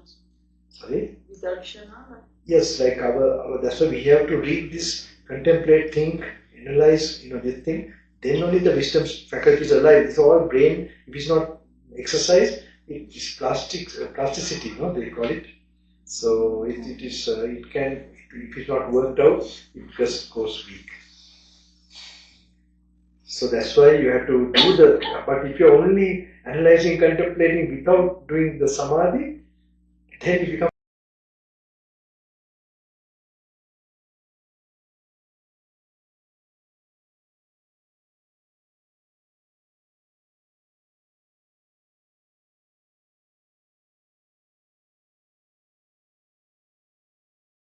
restless and you're not, you're getting too intellectual, and so you have to learn to do the other one also. But be careful not to, because our craving nature can slowly reduce that reading, thinking, and remain more in samadhi. And that if there's no teacher or some people who will encourage you or tell you the defect, and this thing you'll be continuing. Some things like that happen to me. Okay. So it's also different karma. Maybe the samadhi helped me to keep sila. So there are some karma takes over. We can't tell that this was wrong there, but definitely samadhi only will diminish your wisdom. So you will have peaceful state of this. You remain there, but you have no anger or greed, but your mind will be still with a lot of delusion. Okay. Bhikkhu, while a bhikkhu dwells thus, mindful and clearly comprehending, diligent, ardent and resolute, if there arises in him a neither painful nor pleasant feeling, he understands that there has arisen in me a neither a painful nor pleasant feeling. Now look at this. If you get that peace and you contemplate how I got it and its nature, that is, you're becoming aware of this experience. You're not just experiencing the feeling. Okay? And then you're analyzing how it came, because of our body, and the body is impermanent, it's going to change. So if you think while you have that peacefulness, then you're exercising your mind to see the final truths or principles of that experience. Okay? So if you're exercising that, then your mind is going away from delusion, just experiencing feelings only. So it's going away from delusion. So if those things might even that moment trigger insight. But I would not say when you're in samadhi or feel peace and then do this contemplation. Best thing is you do this when you're meditating, like in metta or anapanasati, just do that. Don't mix up thinking all this. Then read the books. That's all you should do. You should do like both together. Then read a bit. Then what you read, do the walking and what's interesting, contemplate. Should be done like that. But don't stop contemplation. Keep it always at least, I would say 60%. Which I'm also not doing yet. Hopefully I can get it before I die. But before I did it very, very strongly as a young boy. Some people thought maybe this is big pandit. So young but talking big things. But that time was fresh, and the karmas also come, and you have to work out in the lifetime, and then dependent on what? Dependent on just this body, but this body is impermanent, condition, dependent arising. So when neither painful nor pleasant feeling has arisen, dependent on a body that is impermanent, condition, dependent arising, how could it be permanent? He dwells contemplating impermanence in the body and in neither painful nor pleasant feeling. He dwells contemplating vanishing, contemplating fading away, contemplating cessation, contemplating relinquishment. As he dwells thus, the underlying tendency to ignorance, there's the underlying tendency to ignorance, in regard to the body and regard to the neither painful nor pleasant feeling, is abandoned by him. Okay? If he feels a pleasant feeling, he understands it is impermanent. He understands it is not held to. He understands it is not delighted in. If he feels a painful feeling, he understands it is impermanent. He understands it is not held to. He understands it is not delighted in. If he feels a neither painful nor pleasant feeling, he understands it is impermanent. He understands it is not held to. He understands it is not delighted in. If he feels a pleasant feeling, he feels it detached. When he's doing like that, he feels a pleasant feeling detached. If he feels a painful feeling, he feels it detached. Even the painful feeling, he feels it detached. When he's doing like that. When he's thinking like that. If he feels a neither painful nor pleasant feeling, he feels it detached. All three feelings will be detached when he's doing like that. When he feels a feeling terminating with the body, he understands, I feel a feel terminating with the body. Now is the like death moment types of feelings we are getting. Okay? So then also he notes it. So you know when you are going to die, what to do. You don't think this and that, what type of feeling you have, you note it. That I am having a deadly feeling. Okay? Then when he feels a feeling terminating with the body, he understands, I feel a feeling terminating with the body. When he feels a feeling terminating with life, he understands, I feel a feeling terminating with life. He understands with the breakup of the body, following the exhaustion of life, all that is felt not being delighted in will become cool right here. Now this is actually of a person who has fully enlightened. Alright? So he already now thinking, I am not enjoyed or delighted these things, so no karma or that. So after now these pain feelings will come and go. It will be last. It will be the body will be just cool after some time. So so not being delighted. He said with the break of the body, following the exhaustion of life, all that is felt, not being delighted in. So in the previously, as a perfected person, if he done properly this thing, then he's not delighting any feelings, pleasant or unpleasant or neutral. That way will become cool right here. Just as a bhikkhu, an oil lamp burns independent on the oil and the wick, and with the exhaustion of the oil and the wick, it is extinguished through lack of fuel. So too bhikkhus, when a bhikkhu feels a feeling terminating with the body, the same thing is repeated, terminating with life. He understands with the breakup of the body, following the exhaustion of life, all that is felt, not being delighted in, will become cool right here. So this is an idea, even if you have not become fully enlightened, that just now also try to experience what is going on right now and train yourself, that habit will work. So when you have, and if you have fear also in that time, you can note, I am having fear now, like this, I had some experience, with the elephant. I told this, that maybe now I'll end. Okay, the parachute jump is finished, all right? Just this last time, I think enough, right? So, this long time ago, this one lone elephant was there, and then it has also chased some of the monks in this area. So this monk who was there, I have told this, right? No. Others boring. Some people have. Anyway, I will tell again. So they told me also there's this thing, but I never saw them actually.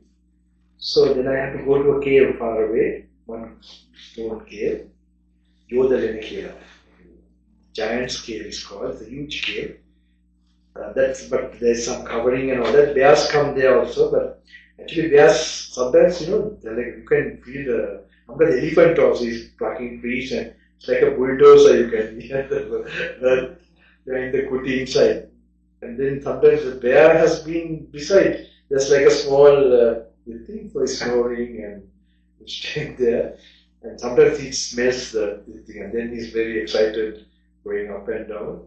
But this was a covered cave actually, that small kutia is there. But I stayed even further there, it's called Bambalapitiye. That's where I told you to open just the rope, and then it was a nice time. That's why I know these bears are used to. There's not too much of a problem. But still, we don't know animals, they can be unpredictable. So anyway, I have to, there are footpaths in the jungle. It is from waterhole to waterhole. Naturally created by animals running, going to waterhole, because they are always in need of water, they know. So these footpaths we can go, otherwise it's all bush everywhere. Okay. So there's one that is going to the monks have made a small makeshift where we can get the food. So I happened to go, and one day when I was coming from my food, I used to serve, and I don't know whether I've taken it or taking it in the cave. I saw that open this thing, the elephant. So those days I'm not very, not too experienced in honesty.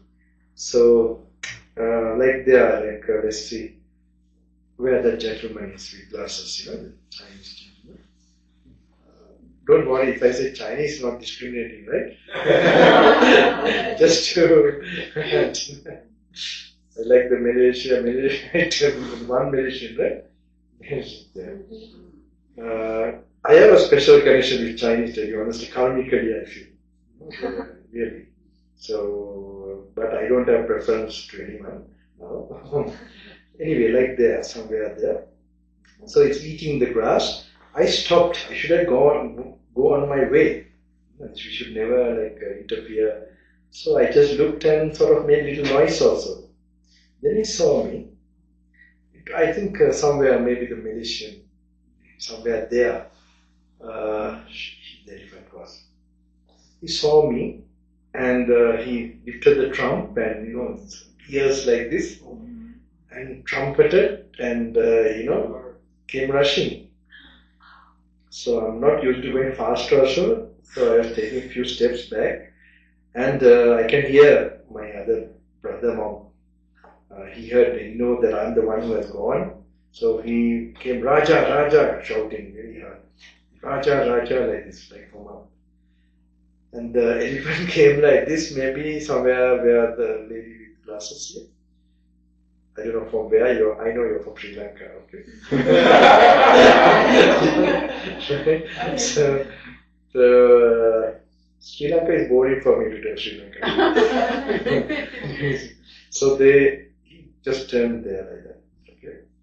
So then he came, and then he took me from another path, into my cave. So next day, I'm going for my food again, and then the path like very very narrow, all right, and then the bush, it's like bush. So when I was going, suddenly at a place, I heard suddenly like, I'm sorry, the elephants, when they breathe hard, that's a very unique sound, like big horse, like in the trunk. So then I sees here, and this thing is there, and like this top. So normally we know that like they would take you, and then So what happened then? Immediately the time froze to me, and I could notice that my stomach is something happening. And then the infinity, like the time is like telling me, Gnanaloka, you are going to die now. And what was it? Yeah, that not by death. Next birth you'll have to start from where you stop. I don't know if I'm talking or something somebody telling. It's like maybe I'm telling to myself, I don't know what. So next birth you have to start from where you stop. It's not by dying this birth ends. It's by having insight and with wisdom and your craving extinguish. Like that it was getting a clear picture. And then I saw that I was attached to my meditation. So that attachment was creating fear. That fear was creating this stomach thing. So like that it was all like becoming, and I was waiting, until he come eat. He also waited, right? So you didn't chant? What time to chant is like there's no time to chant. It's like just like this, Only thing I know is that I'm going to immediately die. It also made us so then I started moving. Yes. I have never told this one. There's maybe so many I think you programs. So I don't tell this like it's not really to relate, but okay, in the moment of this. So enough, right? Okay, I take rest. Anything? Maybe a lot of questions. I hope not. You have to read and go on. Something. Relax today. Don't worry. Be silent because you might get something more. And what is like interesting to contemplate, do that. Alright? That will be interesting. That will be very fruitful. Yes? Sorry, I will come to you. Oh, Yes? sorry, it's a quick question. This sutta on the sixth wall, is it referring to Arahat? Is he an Arahat? Which one? Sorry? The sutta that you just Explained, yes. is it referring to an Arahat? Yeah, it shows the last explanation of like, it is an of an arahant. Yes. He's not delighting in the feelings and it comes to cool. Yeah. Because it's very difficult for the ordinary person. Yeah, but you can have it as an idea how you're going to face death and all this, like the 5 khandhas. Now you're practicing all this not to delight in anything. Okay, already then these practices are preparing you for that. So you also can have an idea, if the death moment comes, what to think, which you have done your meditation, you have trained already. So otherwise then you have a clear idea when it comes, no, I must now look at the khandhas. Khandha means, right? Body, feeling, okay, like that. So this is very get used to, I think it's very helpful. If you have insights, that's more helpful, then this is, so while you're living, that's why I said, while you're living, you should die. So that is happening to you. Even this retreat is like a process of killing you. Okay? Because telling you your body is not you, feeling, perception like that, is by wisdom you will be killed. So then nothing will be there to die finally if you can do it more and more. You will not really too much worry about death if that happens. I've experienced this. I was wondering how I will react when my father dies. Really. Father and of course mother, I would say, in the external world, if I have some attachment, it should be the strongest to them. Okay? So I also want to know all these practices I have done, how do I really feel? So this was first with my father, and actually another, I think, Malaysian gentleman, I think Australia, in the program like this. Then just after my father passed away, I came to do the program. And he asked me, how do you say your goodbyes to your father? So when he told me this, I suddenly remember, my first goodbye was done when I ordained. And it's really like that. The ordination process is also a killing process. You can feel it, When they were going to take me to cut my hair, I felt like I was going to be taken for gallows. One thing, why? Because I know the sensual world is going to be completely out. The majority of your body is connected with the sensual world. You understand? So, actually who cut my hair was the one monk now who is here. What is that monastery? Kavila Temple, Dhamma. The temple that having the Dhamma. It's a wonderful Bhante, Though they are he the one early morning, he and another monk came.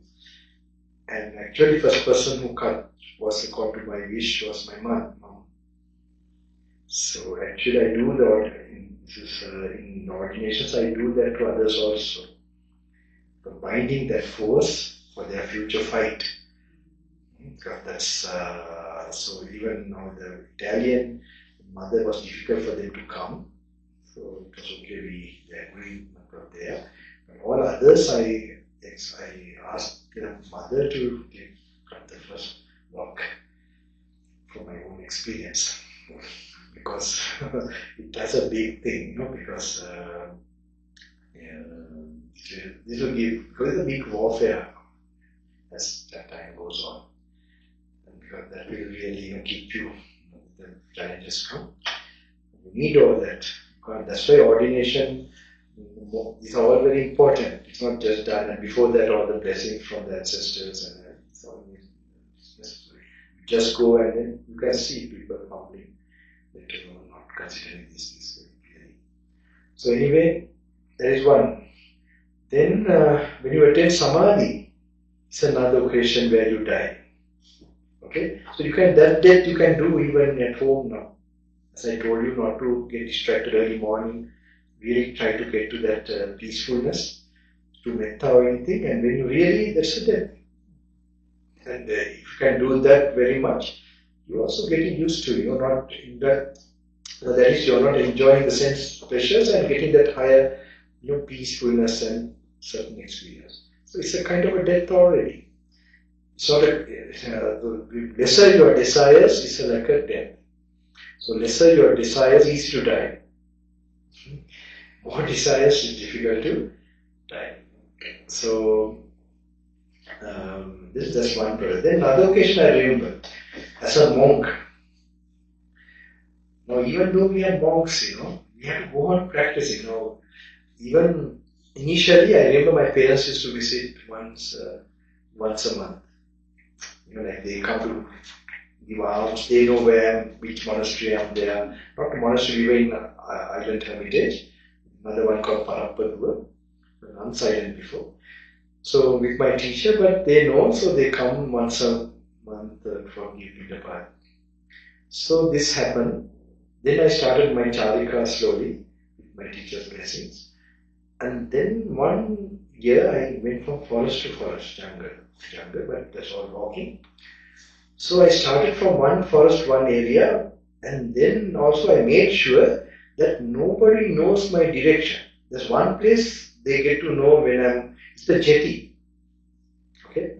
So when you, the jetty, where our boat, we in island, so when you come to the jetty, there's a temple where we land, and there normally the monk, the senior monk, he was very nice, and he might inquire, and parents or dayakas get to know from that monk this is how it is all working.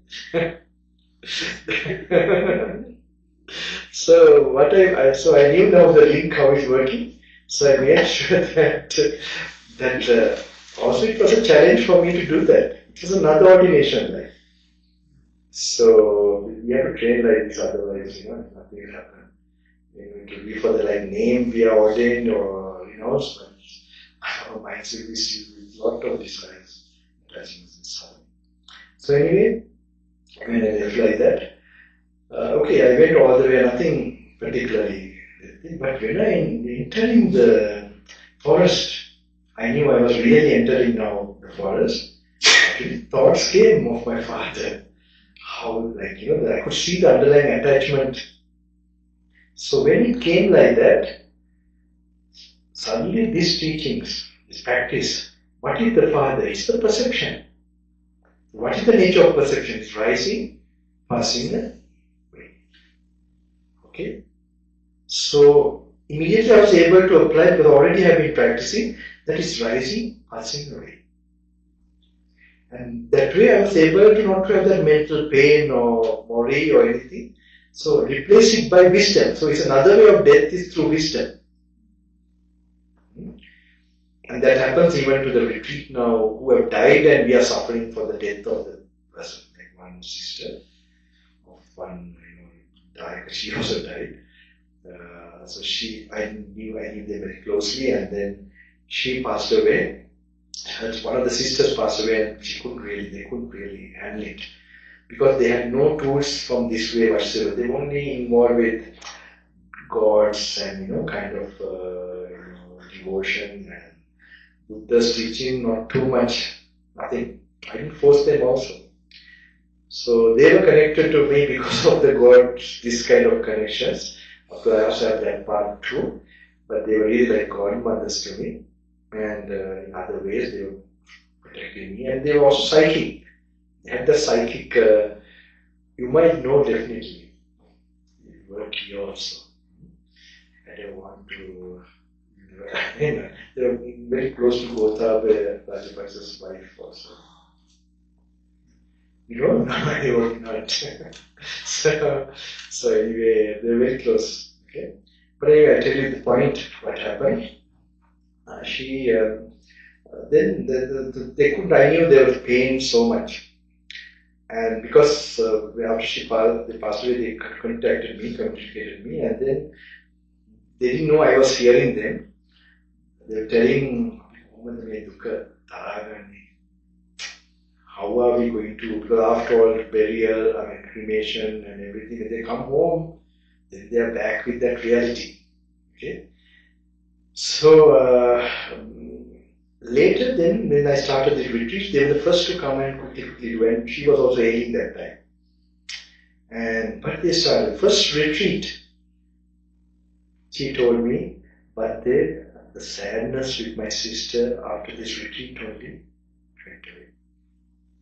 So I can understand, because the body feeling perception, that is me and I, that's something contemplated, perceived.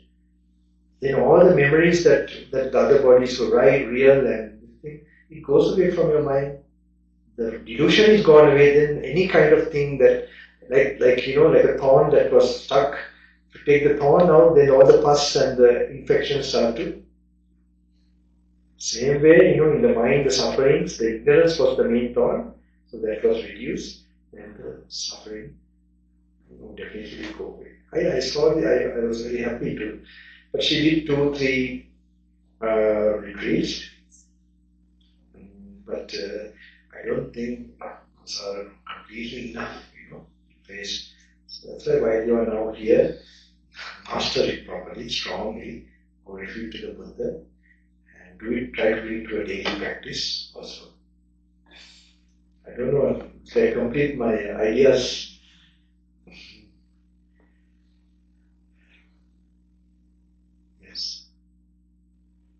Yes. Well, the reason why I asked that was,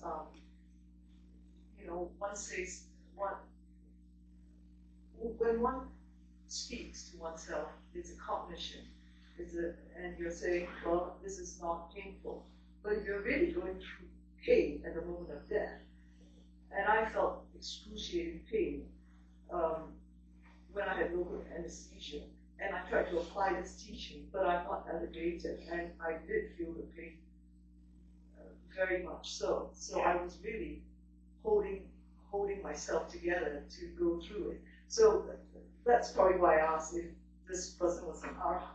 We know that monks. Yeah, you can't do this research. Even I think arhat will be feeling the pain. Not that is not feeling, but it's. It will be, his wisdom is so much trained, his faculties are so much trained, no generation of anger, aversion or irritation will come. That's the difference he has, even the Buddha. That the pain will be felt. The Buddha used to tell, when he was, they think that Ananda, the thirst and so on, and they think, but definitely that reaction is completely absent. With those, the karma generating, and that is from the moment of arhatship, they say it's like a stump being broken, that it can't grow again. So but at least definitely a person who has more craving and not practicing like this will feel pain more, isn't it?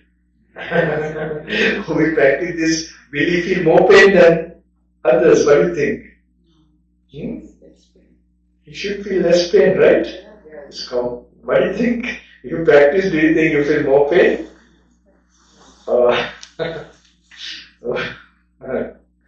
What do you think? Do you think if you practice this now, coming to the retreat, you'll have more pain? These things can happen, like your karma can be, I know this, like the retreat can sort of, like for example in Buddha Gaya, okay? I have told this, I hope you will not be bored if you listen to this. In Buddha Gaya, like I stayed long periods and there are a lot of people who come and stay longer also. So one Thai lady, I remember, she came to me and said, Bhante, very devoted person. Bhante, we came to Buddha Gaya. One day I saw that she looked so sad and something upset. She said, we come to Buddha Gaya to pray and meditate and to get peace. But we have more problems here coming, more sadness coming. Then I told her, Buddha Gaya is like a hospital. Your karma is being operated. Yes, it's true. Like when you are now going on the path or in devotion or in practice, whatever in the Buddha's, any problems that you come, definitely you should know there's that mystical effect.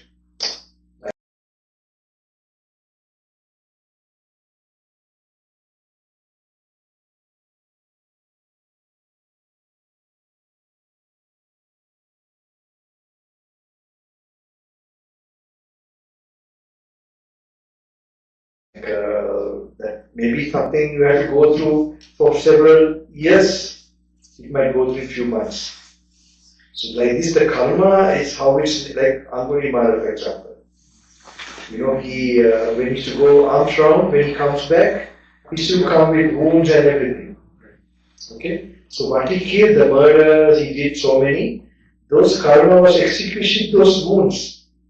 Okay? So what was that special state he got? Is those visions from these teachings.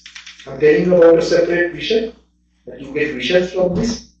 So at least you have been just trying towards that. Means maybe now even coming to this retreat, I have seen people that the underlying normally what has been coming in their life start to come up very strongly and blocking. If it is 50% or 40%, they won't come to the retreat. So if it passes 60%, they manage to come. And so while you are there, here also it will fasten. You might have some things might erupt in your little, but because when you hit a punch to the Mara will hit you back. But don't worry, everything. Sure.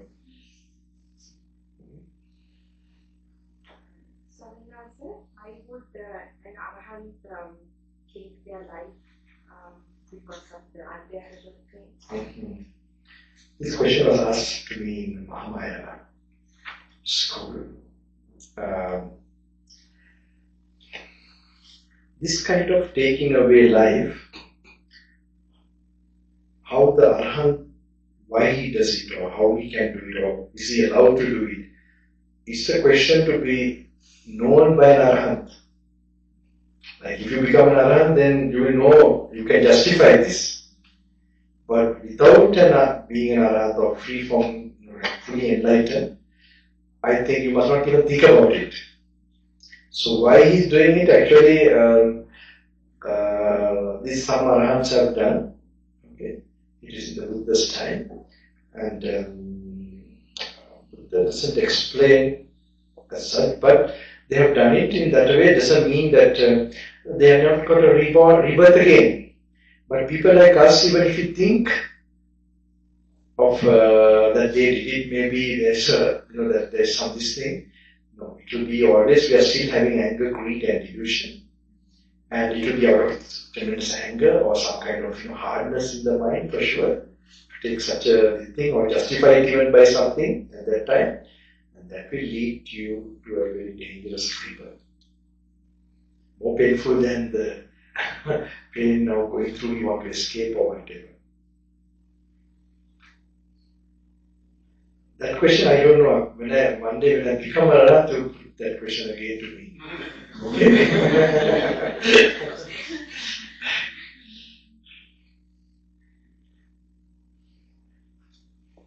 I don't want to analyze all the thing because I don't know why. But I believe definitely he doesn't have greed, anger, all these defilements. So when he's doing that, there's some justification, there's something right what he's doing for him. But for us, I don't know with our state of, I don't think we should even think about it. When the situation comes, that I must say.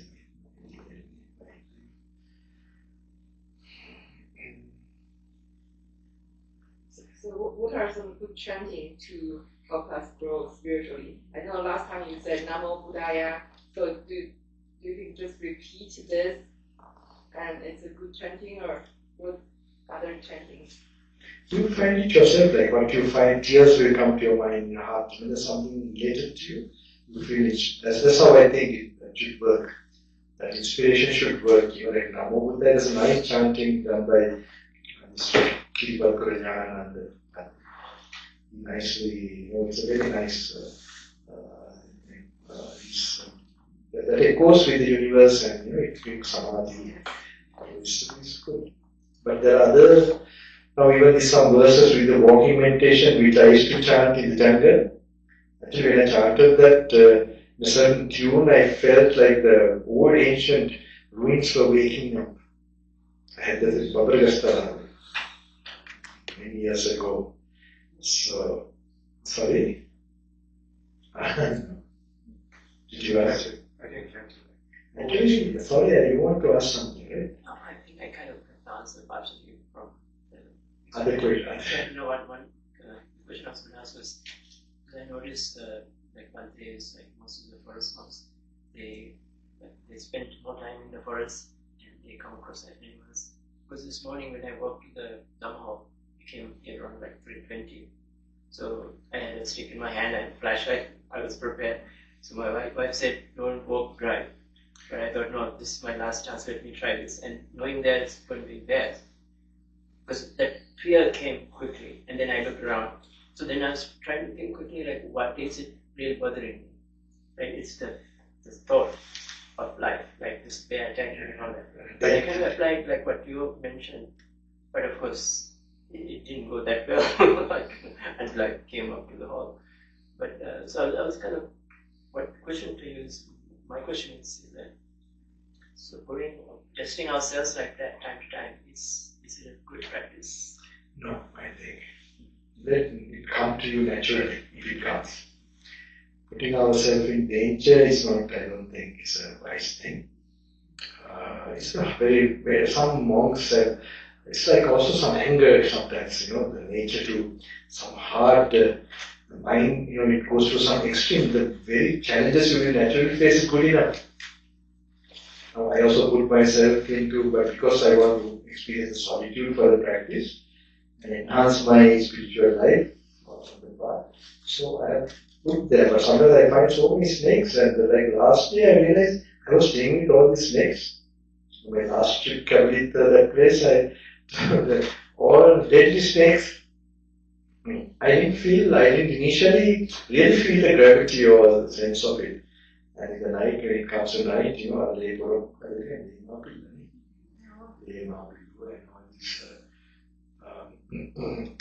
but anyway, you get used to also. This is one kind of thing, in the initial days, I was a little bit, but I want to really stay in the jungle. So the later I realized there's a law and order in jungle. They don't just come and this thing and go like that. It's only that you don't give them enough space, and they also frighten, and they know this is a marking of somebody staying, and they know if they are coming, oh, it's a mistake, I'm coming. And there are times when they come, and if you go when they are going for their thing, and so there's some law. It's not suddenly animals come and eat you or whatever. Sometimes I heard Gnanaloka Thero, when he was walking, he always said Sukhi Supatri. Is that true, Swami? Someone said to me, no, if someone worships him, he would, that he would bless some. He would not chant or do like that. I have not seen it like that. Oh, okay. Then you were a lay person, I think, at Vajraram, and then she offered Kiribat and Kolakanda. So you mixed and then you fed him. And you were a lay person. I fed him many things. But when he was not really, he was dependent. Many things I used to make special. I was not experienced, but whatever I thought might.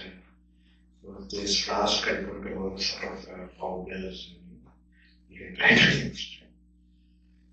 Because sometimes I even my blanket when I found this cold, and for my kuti I brought very nice memories if I think about it. Like in the kuti there, it was such a, I think previous lives, we had some relationship like this, When he really needed, at that time I was there as an old age, and then so independent, like a lion also. full mastery of the mind, and you just wait for it. Like, you're very inspiring just to be sometimes into your practice. Just you keep on practicing, while you can't just match his practice. Like 9 times, there's no 9 days sleeping time, no.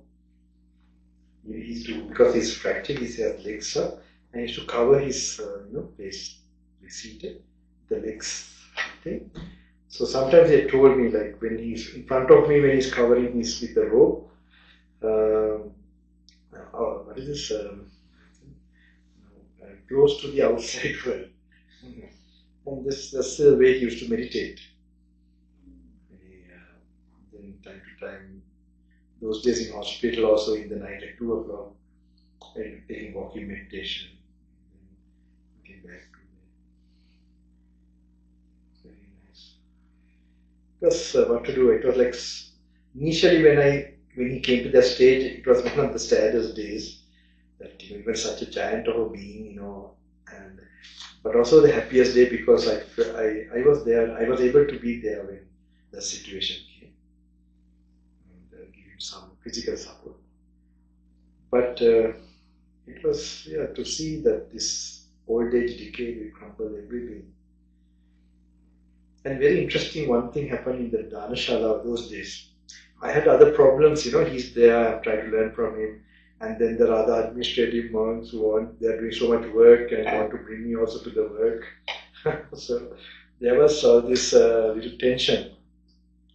So I was feeling someone like obstructing my, I was a young boy, want to really practice. Bhante was also there encouraging, even they have even given a word to them also sometimes to give me support we should encourage you are interested, like that. And so one time they showed me some pictures, one of the monks from old album of some monks who were staying long time ago in Purgastura. There was like some foreign monks and one very handsome, very athletic one monk here, little beard, and then another monk tall and fair and all with forest robes. Exactly three monks I think. When I saw this picture, immediately I recognized, came to me, this is Bhante. I have only seen him old and like this, So sometimes when you see old people, we think they are born old, right?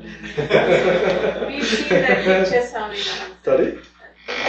Have you seen that picture? And I was with, did you recognize him? Yeah. No, it's hard to recognize. I recognize him, really. And you know what happened to me? I just felt samsara, how the body, all this is just crumbled by old age and death. And then I had no grudge or anger to all those, or some meditation to those other monks or who were trying to, because I feel, how can they're all going to be smashed by old age, all beings. With that, because I had some attachment to Bhante also, so seeing such a person, he was like this, and now look. Of course, he's always bright. He didn't look like old. He was a very pleasing old person. So much compassion and, but he was really, he was people.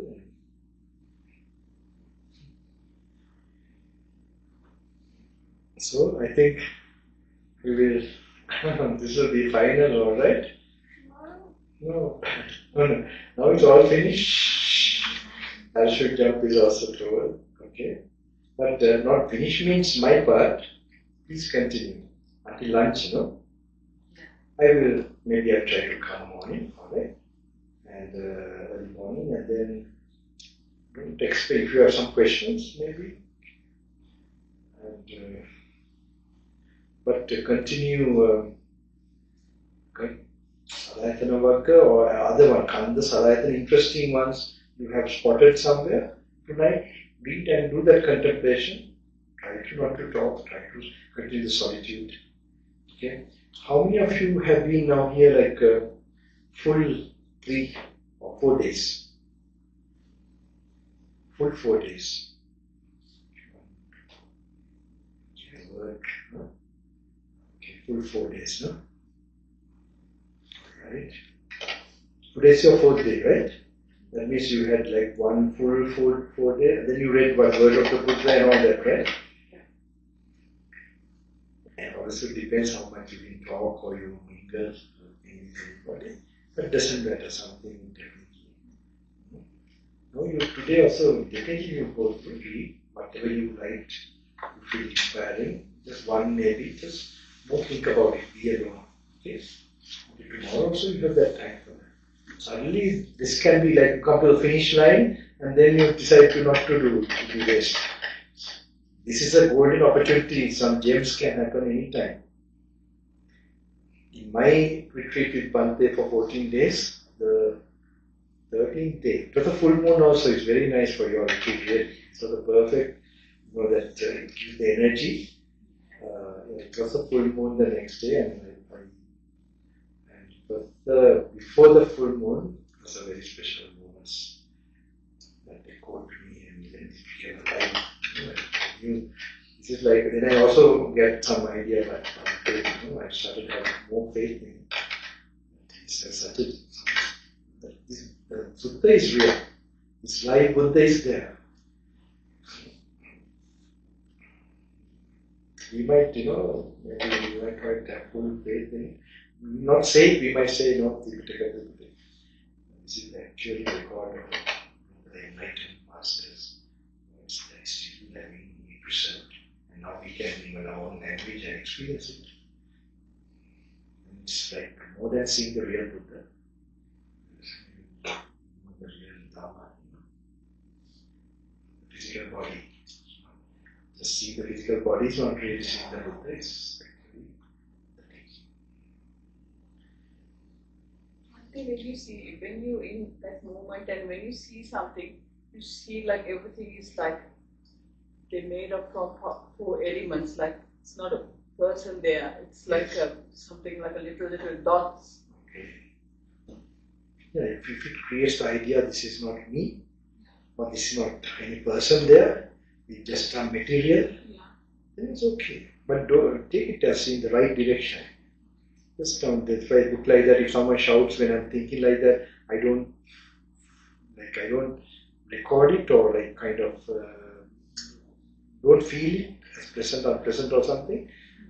That means you're not perceiving it that way because of this perception. Then it's okay. But then you continue to, but try to, though you have your own way of like experience that way, go through that and try a new way.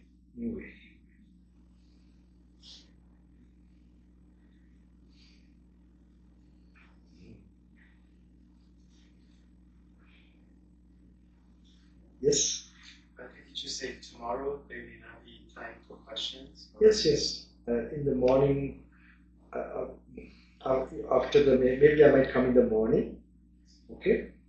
But you think you'll get questions tomorrow? You don't have them now? I have them now, but I address now. Okay. I was, previously thinking maybe. You don't have a list, I'm very tired when you see it. I was trying to maybe to. Wait a minute, sorry. Hear about case. I think she has got quite enlightened now these days. Yes. You know who I'm talking? Yeah. Then she has no questions now. Okay.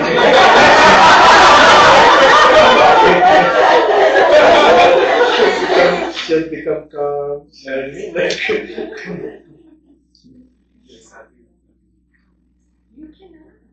You can all ask. Sorry? Yeah. I think. Yeah, please, we'll allow this gentleman. Thank you. So I was gonna meditate on it more, but since I have a chance to ask now, so then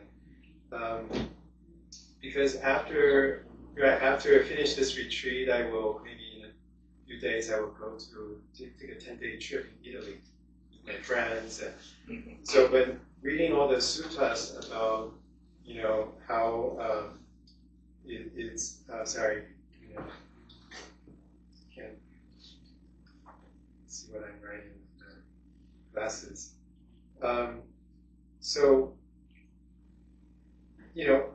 about not seeking delight, pleasing, desirable sense experience, and so again, that was a question as I was repeating and reading that, is it possible, again, maybe it's to similar to the enjoy and practice this both together.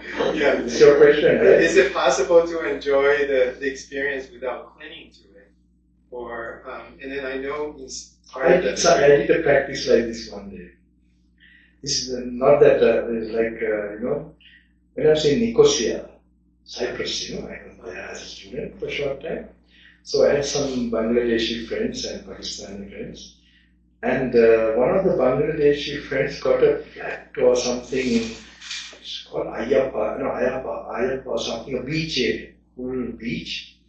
And so it's like tourist, full tourist area. Maybe like, I don't know, here also there's Long Beach, right? Very famous for, so like we have Ikadu in Sri Lanka. So like that, so we got a room. So I thought it's a good place for me. Now even Nicosia city is also very, I was in the city. So I took my Dhamma books. I took the Dhamma books and I went there. His room was vacant. He used to go to work daytime and come. So you can try like that. And then I did go out just, after a little bit reading one time, and I went out. I never forget some places painting, all these places, like in the like there are hotels, there are not hotel restaurants, and then they're giving leaflets, and there are clowns, all this like a fair, clowns in front, and so I'm passing those things, and I never forget. What did I ask him? Those days, the most something reasonable in that time when I was there was just to see a movie. All other things are so extreme. And then even in Nicosia, they had good, decent films. Okay, I was 21 years that time. But they also had to get message, like a message from divine. One of the movies I never forget, You might get this experience in Italy, okay? Don't worry. So I went to one of the movies. It was a comedy, right? The Sri Rambo and this and that. It was a comedy movie, not the real Rambo. And suddenly once they showed a forest. There's a water stream and forest. And then suddenly feet, bare feet. Like bare feet. And the camera is going up, slowly. To see a monk in Thailand, Buddhist, when I saw this, what I did, I got up, I was crying. It's like took me to an entire different, and then I think I got 4 or 5 times this movie just to see that part. Because in those parts, in those, like here, I'm sure, very rare, very difficult, and you're like, where are you? What is this place? And there are times many times want to leave, and luckily, like I can see the gods, so they were just to bear it. It's a very tough time for me. And one time, those days it was with my problem with my father. My mother, no, father wanted me to somehow complete a degree, like this kind of thing. So another one happened, one insurance advertisement. When I was finally going to make some decision, there is this small baby climbing up a ladder. Well, this advertisement is coming, I'm watching this, and the parents are looking, mother and father looking, they're climbing, then he's getting a degree, he's got big, and then finally from up, the finger, the universal connection. Okay, this insurance company is also something universal, right? So from the heavens, touching, and the baby finally touches, not the baby, touching the finger. Then I thought, I must wait. These are like so many times like this it happened. So I could see that messages were coming in that, even though you're in this kind of part, because your consciousness is directed. So don't worry sometimes. One day in another place when I was walking, when I was staying that, so I told, where's a cinema? I don't know if I should tell this, I asked one, like a shop for some place, do you have a cinema hall somewhere? don't know whether to tell this. Because then he said something, he's not a place for cinema. Here's something he said, I can't say that. It's for, you better have 2 girlfriends and, like this. Then I realized, what is this place I am? Then I left actually. I thought, no meaning having this, this room and kind of trying to study the Dhamma. It's a completely a kind of. Yeah, but I think for me, because we will be going to mostly like hiking over the mountains. Oh, nature. It's a lot of bike riding, and so 10 days is mostly around those. So it's things I will enjoy, I know. But the question is how to balance, because again, reading the sutta is like we almost like should not have delight in our sense experiences. Or is it that we can still enjoy the time in the mountains and time with other people, but just not like holding on to, like maybe there's some other phrase that says not to remain holding to them, those experiences too much. Or I was wondering, is there, while we are still living, I can only tell my own experiences. Yes. In initial stages, I had to be in a disco. I had to be, so same time like you, I have met my teacher, and the spiritual teachings. And those days when I first came from South Africa, Lesotho, and I also don't know, I don't need to go. I didn't think like that. So my cousins, sometimes they have parties, and one disco they had a special one at Blue Elephant those days. So they took me, and I had no suit, so they prepared a suit for me also. 2 occasions. One of my cousins, they had a party. So I was into this, I was actually enjoying that certain mental peace and all that. So I just went with them. They took me one time.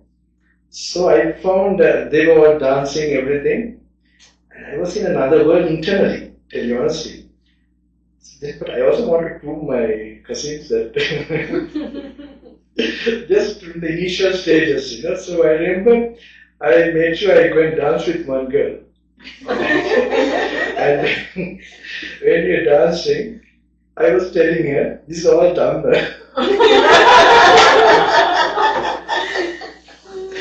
And slowly she was going away. And I just sat down somewhere, and then I was thinking of impermanence and all that. But they talked about this later. They were family friends too. So they talked, what was it? They asked, who's that young boy, Young boy, he was saying everything is done.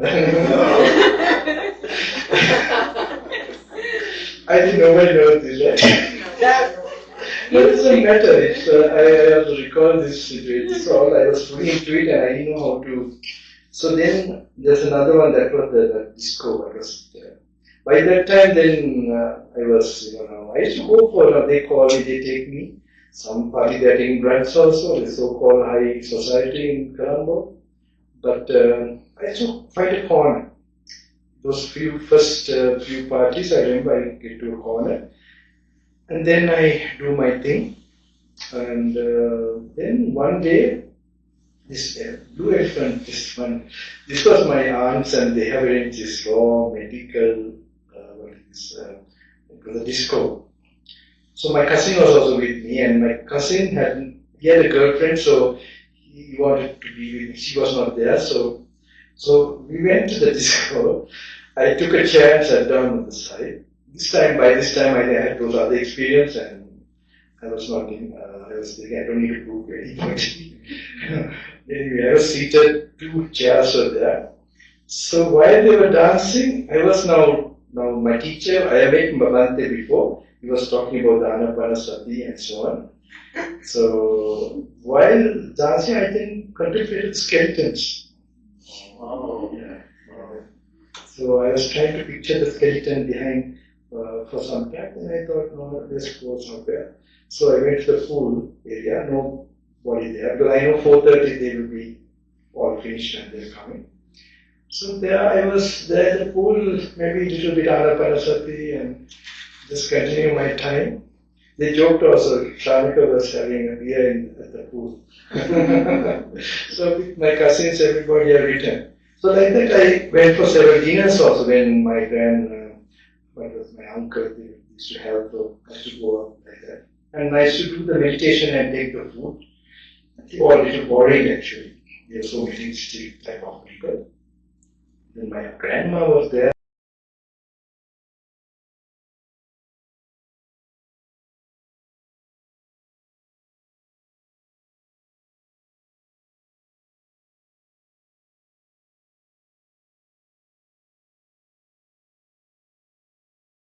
Like a protection. Then I realized slowly, I don't need to go to all these places. Let's stop going. Because now I smoke, like you just. Then slowly, when I come to take food also, Grandma used to watch TV. And then sometimes I sit down and there's some kopi curry. Kopi curry was like a serial, no? Yeah, telegram. So my grandma is watching, so I was not, we never got, my parents didn't get a TV even those days. Only when I left them, they got, because they were upset, I think they want to be entertained. That they were very concerned that we should not have. But then I just watched that telegram. Then I also thought, even that slightest this thing I must give up. I was in a very good spirit, like reading the sutta, meditating, also something with yoga, like I was experiencing some different other things also, like so I was in another world entirely. And I can't sleep also, I don't feel like sleeping. Like so high spiritual practice that time. So grandma is for the other room, she should not put that, then you can celebrate it because it's tired. So because she tells me I would lie down, 4 o'clock get up quickly. It's like after 12, 1, 2, and then Pirit is going on and it was a very, very powerful time. So that cousin who passed away, he used to come, like he treated me, all others had some respect, some fear also. Because when you practice, you create some power, like your personality becomes a little bit, so he don't care about it. He comes off the pirit or the chanting and he sit down and he wants my attention. And everybody jealous, that Bandit says, I am like friend with him. So, also the initial, so you can try all these things. When you go, it should replace naturally. It doesn't mean whether you choose or not. Sense pressures and then the other one so peaceful, so liberating. And you will also, if you experience, you will also see. But be careful, I would say sexual, the thing can cause strong karmas. That you have to be careful. Other things, because that it's going to block your. So if you really want to pursue this path, that I told about no fact and all that, I don't know. This time I did, but I have your hope heard, no fact. I don't think they know. So. Mm-hmm. I share with them. We have a group. Okay. Also, I share with them. Yeah, this is also good, important thing to be practiced as a layperson as well. This is a modern time, is a problem. No one talks about it. But there are Western people groups that are practicing this. It's level of celibacy. Actually, it's masturbation. It's not. This is the Dhamma, not Christian. Like 1 week, 1 month, and there are like to monitor this and all that. There are people who are practicing this. And this is very, very important. Should be able to taught from the age of 14. So, unfortunately, and through other things that you see, it will also come to this. So, and also you invite, it's a big blockage you're going to bring into your spiritual goal. It's not going to harm you just to do simple things, but it will diminish your personality also. diminish your personality, you as a person, you become a shell of a person. Am I right? The English, I don't know. No substance. Character also, because anything that arouses too much tanha, craving, though it's not even that has a potential also to do if you have some bad karma stored up to become a serial killer or like start from there. That's the tremendous devil's area.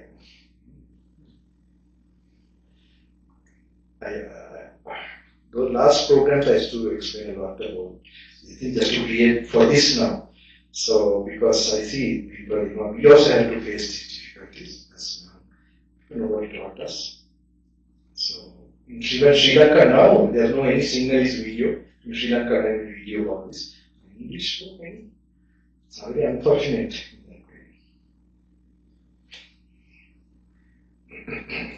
One monk was telling me suddenly, I don't know what it is. He had never heard. Hopefully, they will get to know and they will start to practice. Because that will open our Swami Vivekananda, all that, then you find how there's a special effect on people. How did they have that potent, that voice, that aura, that wisdom, and that is by developing that way. And opening up certain special nerves in your brain. Just,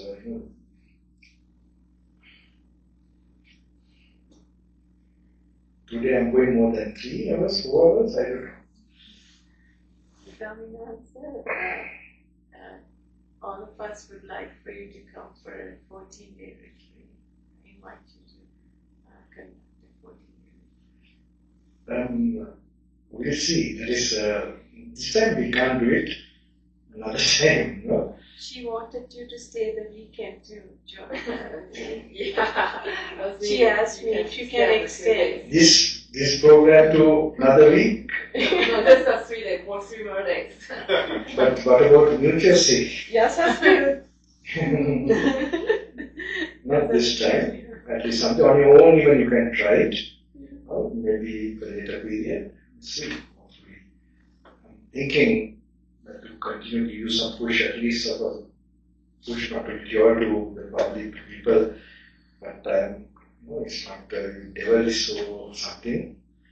Let's see, at least this much you know that there's something you have to do. But on your own, even whenever you meet me or not, just keep the Alexa beside you, and I can guarantee, I can tell you, get that vision from that. He's still alive. I hope that will happen to you. That is all my. To keep your life slowly developing the character and have a group also, that's very important. Otherwise, this other influence will be too much. Once a week or twice a week, Twice a week, make a group where you meet and do this practice together. Okay, if you can try to, in Australia I told them they are doing it because after I go and all that, then some organizers, then they are just sleeping. So it won't do like that, then it will not continue. You can't, so I might even, whether from somewhere, I might even try to encourage you from a wise message or something from the Dayakas. When that day, particular day, if you're doing it, I might do that. If I'm seeing in public, I will be doing that. Yeah, we have to create this, just like small flame has been created. It should become a wildfire. Okay? Yes, it should. This is very important. That you generate this way to liberation, awaken humanity because it will definitely, people will sense it, this thing, they all love themselves. If it is true thing, definitely it will have something. All are the same people. So there has to be some platform or something they can see, then they will be driven to that.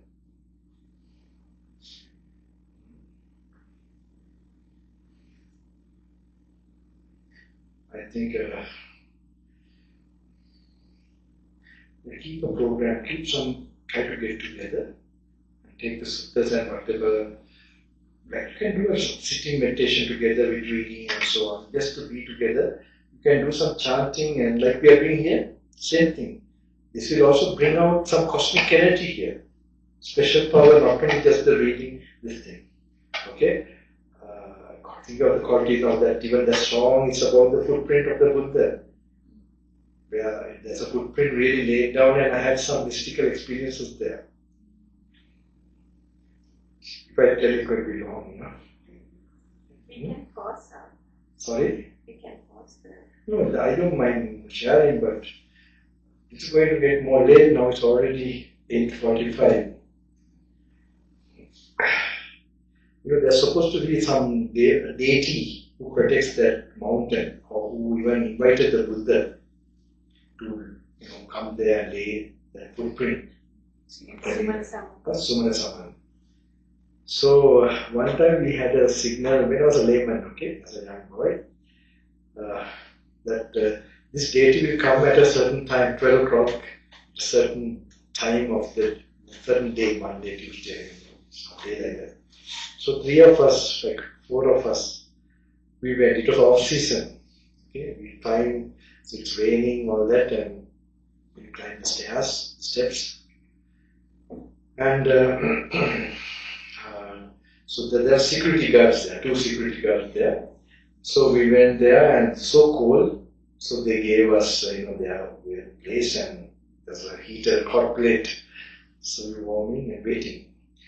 So after that, we lie down, all of us, around 11:30. You know, that sacred place is like little bit where a little high, not very close. Okay, the footprint is actually, so the gate is there, and then the rooms are there.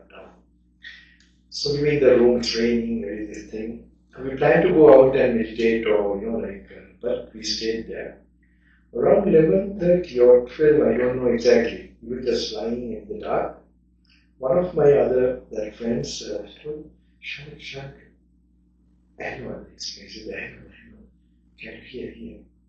So then I was paying attention. Out of track, so I said, come on, power ඉමත් හරි දැන් ආන්දර මේ full gear එකට දාලා දෙනවා කට්ටිය ටික අත ගන්න ඕනේ. අර මේවා ශබ්දයි නේද කියන්නේ දෙවි වරුයි ග්‍රාමයි. මම තමයි එක වෙන්නම කතා කරන්න ඕනේ ඒගොල්ලන් ඉබේම එනවා මේක කරනකොට. මේක doing this all devata's will automatically come. It's good, he's putting all of us in track. When the real track is going, why we jump here and there? Really, in comparison, this is very solid. We must master this. And without mastering this, like it's in vain. So anyway, we go a little bit out of track. Okay, that's the story. So there, he asked me, can you hear? And I was like, it's like dark and yeah, I could hear. It's like the old flutes. The Sevisi. It's called the old ancient, they have this drumming and all that.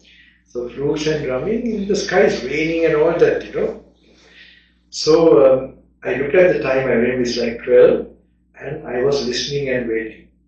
But you don't get the feeling to go out and have a look. You're freaked out. I thought I'd done my prayers here, let them hear, because you can't bear that kind of, so it's like half an hour, like 12:30. I'm not a person who is like too much, I don't want to like listen to sounds, and actually my devotees are more psychic than me. But I find it's too much psychic also, like it's coming from sometimes spirit vision, when spirits are close by, it creates, or it can come when you're certain type of samadhi, but mostly it's the spirit. So that must be balanced by, going on a path of desirelessness, disciplining, and samadhi. I don't know whether I told that at least samadhi will take away the ancestors and influence of this spirit world. it will be taken away because the body, that's the only time it's separating from the gross body. Then they also get liberated actually, and we also not influenced by it. Then we can do things in a nobody being influencing us. Otherwise, good ones are there, okay, but we are doing good things. But they also not, they don't want to leave us, they want to do good things and be with us. It's surprising sometimes when you come to a program like this, so maybe you have some type of thing supporting you to come become liberated as well. I know a lot of Dayaka devotees, they all change, all of them, because they are full of that green side, and then this retreat thing, getting to Nibbana is not easy. Whole Sri Lanka is another Buddhism they are practicing. So this is when there's a lot of pujas, this and that, that can exist more easily. This may be having some special blessings still going on. It's just started. So it was just pure, give me the pure. I feel this is like a calling of this time. And there are beings who are really capable. And I feel this period of the sasana is also very kind. Prativeda sasana, experiential sasana. Yes? Yes, how to get samadhi? Like a good technique. You can go to the supermarket. Like The technique, main one that will affect samadhi is sense control. Sense control. And mindfulness to the body area. If you can constantly develop these two, mindfulness to the body area, to the present moment, reminding yourself again and again, whether you go to the toilet and so on, and always watching, not daydreaming. If you do those practices mainly, it will help you sense control and that. Of course, faith, because of faith you have power to sense control. Faith needs for everything. Because faith you will think I will start the practice. Okay?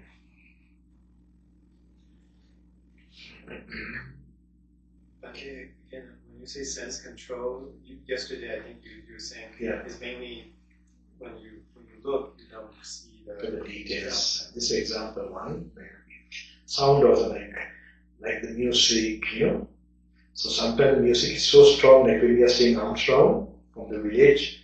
So I have a way how to do it. Like you have sometimes, like it's either a romantic song, music, alright, about a love story, because someone heartbroken writes a super song, It's expression, so it's touching the people and it's activating. So it's soulful, but it's in the sensual world. But so when we are hearing, we don't hear the details of it, but the general tune you can't so strongly coming. If you try to reject it, it won't work also. So what I do is, I turn that tune into compassion to all the world.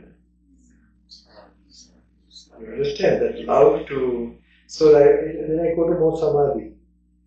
That's on Armstrong, like when we had to go into the village, we go house to house. Then there are sometimes heavy metal coming. There are that beat, when you're going Armstrong, you can hear from some house. Because I know even some young people, they have frankly told me, like early morning when they get up, set the set means like, the like heavy metal, all this like that. The record they start early morning. Young drum.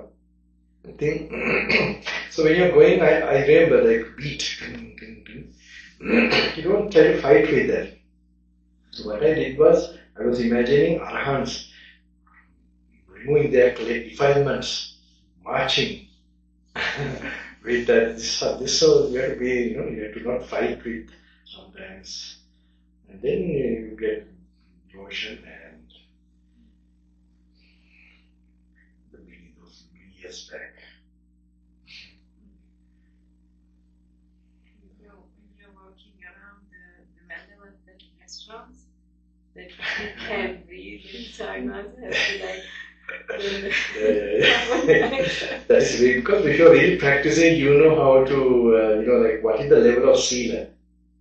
You don't taste it, you don't experience the feeling. Then it's a sacrifice. But you're tasting and then trying to, it will be good. I'm tired of telling these stories again. It might be good now. Like you have to either be here or there. You can't have both worlds. More you experience the other world, difficult to get into the other world. So you have to just minimize it and slowly get more experience in the other. Two different feelings. But I should not conflict with that also. Like you have to know tactfully. It's an art. Slowly you learn to bring yourself. You should not never worry, because it should be a joyful process of coming off your addictions and sometimes you fall. Then you know you are doing it enough, so you continue. When you continue, it slowly builds up, and the other things will fall off automatically. The important thing is not to stop continuing, stop trying this way, but not allowing too much for this to come also. Like as I told you, be careful. Those physical level of that gets recorded and that can delay, that can be that temptation. That's why you get the Buddha's blessings and hold on to that and see the danger of these things, and even the slightest temptation or some kind of distraction could come, cut it from the butt. Nip at the butt or what? Nip at the butt. My mother must be there. She's the one who knows what this is.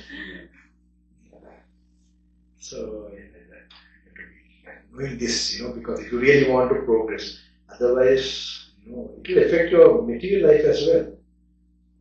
Like if you start drinking and other, anything, any addictions, your energy level to do anything will go down. It will go down.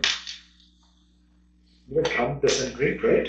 He's not drinking. No, he doesn't smoke. Okay. So, at that age, so energetic. Swami sir, next year I will have a chance to be in Sri Lanka for a longer period of time with my father. So his house is by a main road. So it's like noises of buses and honking and everything. Sleeping on the main road, like. Yes. 4 o'clock in the morning, like 10 o'clock at night. How do you practice? Because you are in that situation day and night for a long period. Practice the let go meditation. Let go meditation means let go meditation also.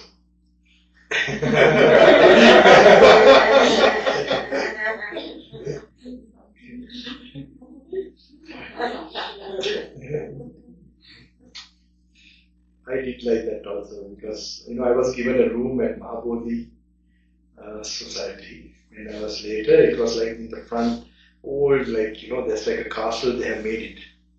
At the Attanagalla Dhamma time, they had to they had to make it like a church.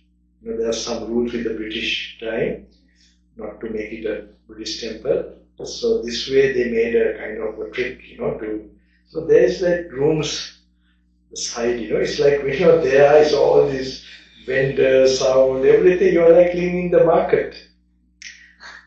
And this was even in Buddha Gaya. There's so much programs going on, and there are Tipitaka chanting, especially that time. And the lady also who's organizer is very devoted, very bhakti person, devoted person. So she respects everything, but one day she saw me, I have a place where I sit down, and you would have seen those days. So once she passed that way and said, "Oh, Bhante, I hope you are not disturbing this thing." I remember I told him that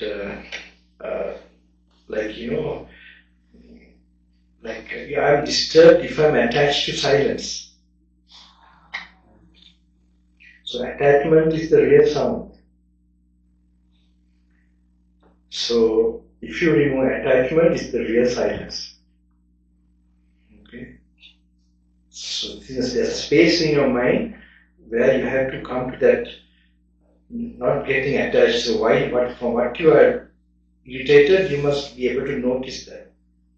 So then now any situation, that letting go that which you are, like even people, situations, you're expecting something. That's what makes you this thing. So beforehand, you know that you can have a vast mind where you can, beforehand you know, if I build up this thing like that, this will come to me. I will have to, it's a nature's law. So you have that, I was telling, what did you say? Not clinging meditation, right?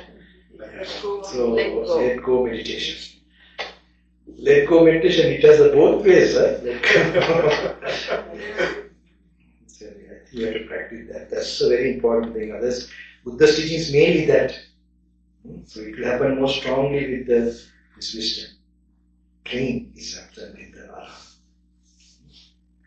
So you have to practice that. And so some karma maybe. So that you have to be in that. How long you have to be there? I think Maybe longer. Don't worry, you. Time. It's turning 90 next year, so I'll have to. Okay. That's okay. You have a good chance to do your duty. And maybe you can find a quiet place in the evening, go to a temple nearby, and like that, find a way. Or just come for the service, what you have to do for your father, and maybe be in another place. That you can find, but be prepared to, it's unavoidable to come to this non-clinging meditation. If you develop that, is a big development, I think. More than all this trying to.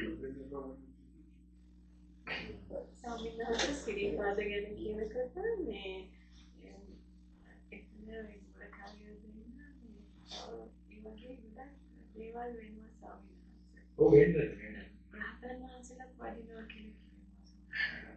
අපි ඒක මෙහෙමයි ඒක අපි රහත් වුණා කියලා හිත දකින්න කොහොමද කියලා හිතන්නේ කියන්නේ ඉතින් අර මම ඒක ආසනාවේ අපේ මහත්තයම out of track track පරිණාමය නැත්තේ මොකද වණින්නේ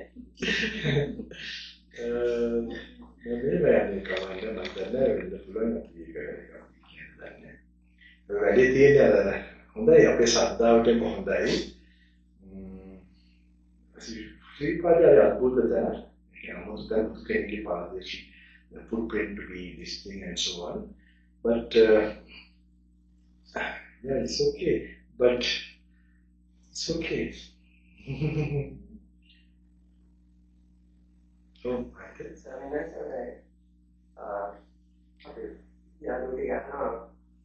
group picture එකක් ගන්න පුළුවන්ද කියලා. Alright. පොඩි group එකක් කමක් නෑ මොකද මේ මේක පළවෙනි රිට්‍රීට් එක කොහෙද? USA එකේ. අත්තනගලේ පළවෙනි රිට්‍රීට් එක දවසේ මොන කට්ටිය ගත්තා. මම ඒක මතක් වෙනවා ඉතින් කැමති දෙයක්. But tomorrow we are. I have shaved also, so I live more.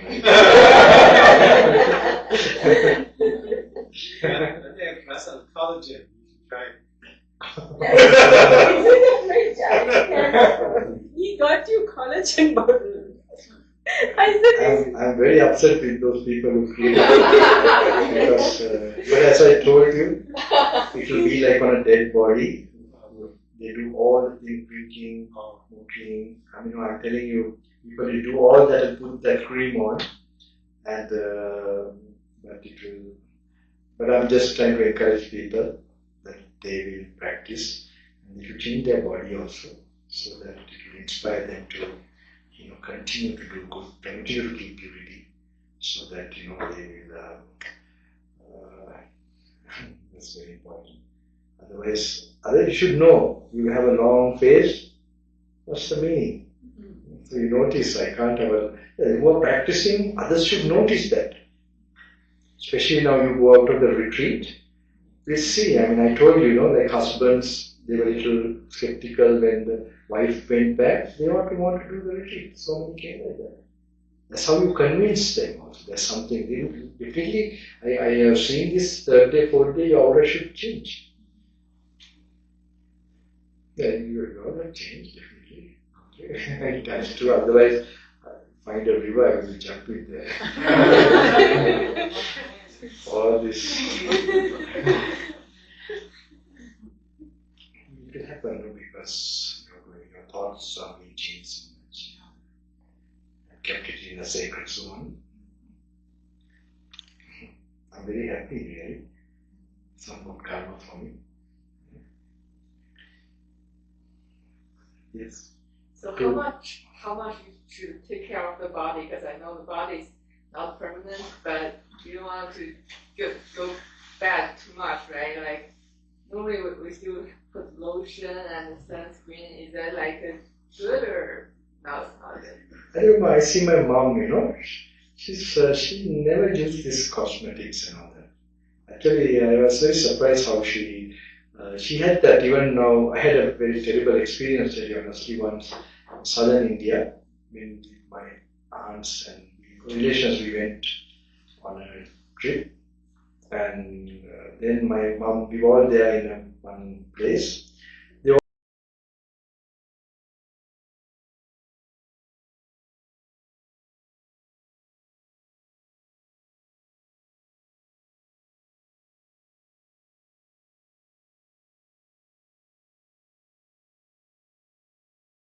All went, some shopping thing. So I was like a good boy, I want to help them, or I went with them. I didn't know what I'm going to be up to, or what I'm going to face. So they were going from sari shop to sari shop, I was really, it was like, it was terrible for me. Because if they buy something, it's okay. They will pull one sari shop and to another shop. I don't know how it was. First time I saw these things. My mother never went, Mother girl was but she didn't, like what she wears, what she did thing. It's very deep. People used to think like something wrong with her also those days. But I think women, I don't know. What you used to, like my grandma used to dye her hair and like she was different. Morning for sure, like in Sri Lanka.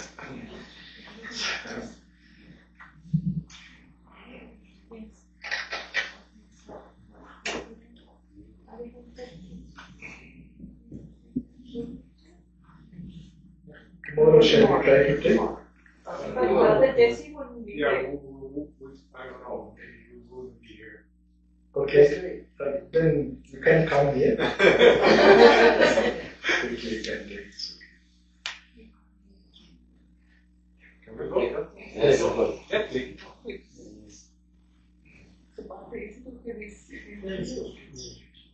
I don't know how you can teach everybody.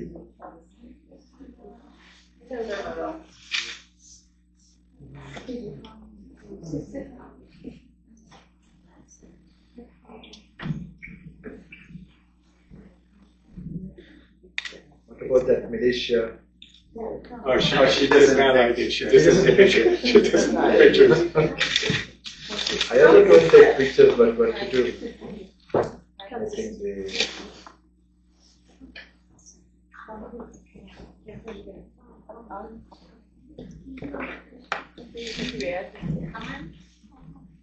You want to say it? Yeah, please.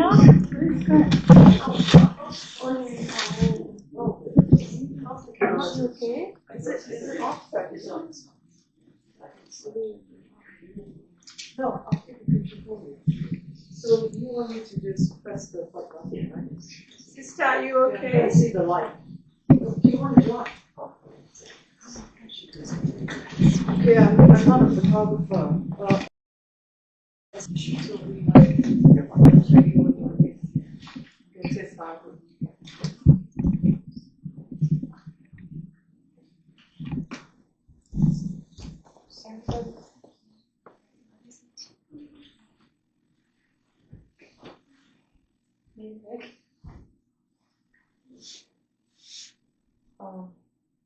okay.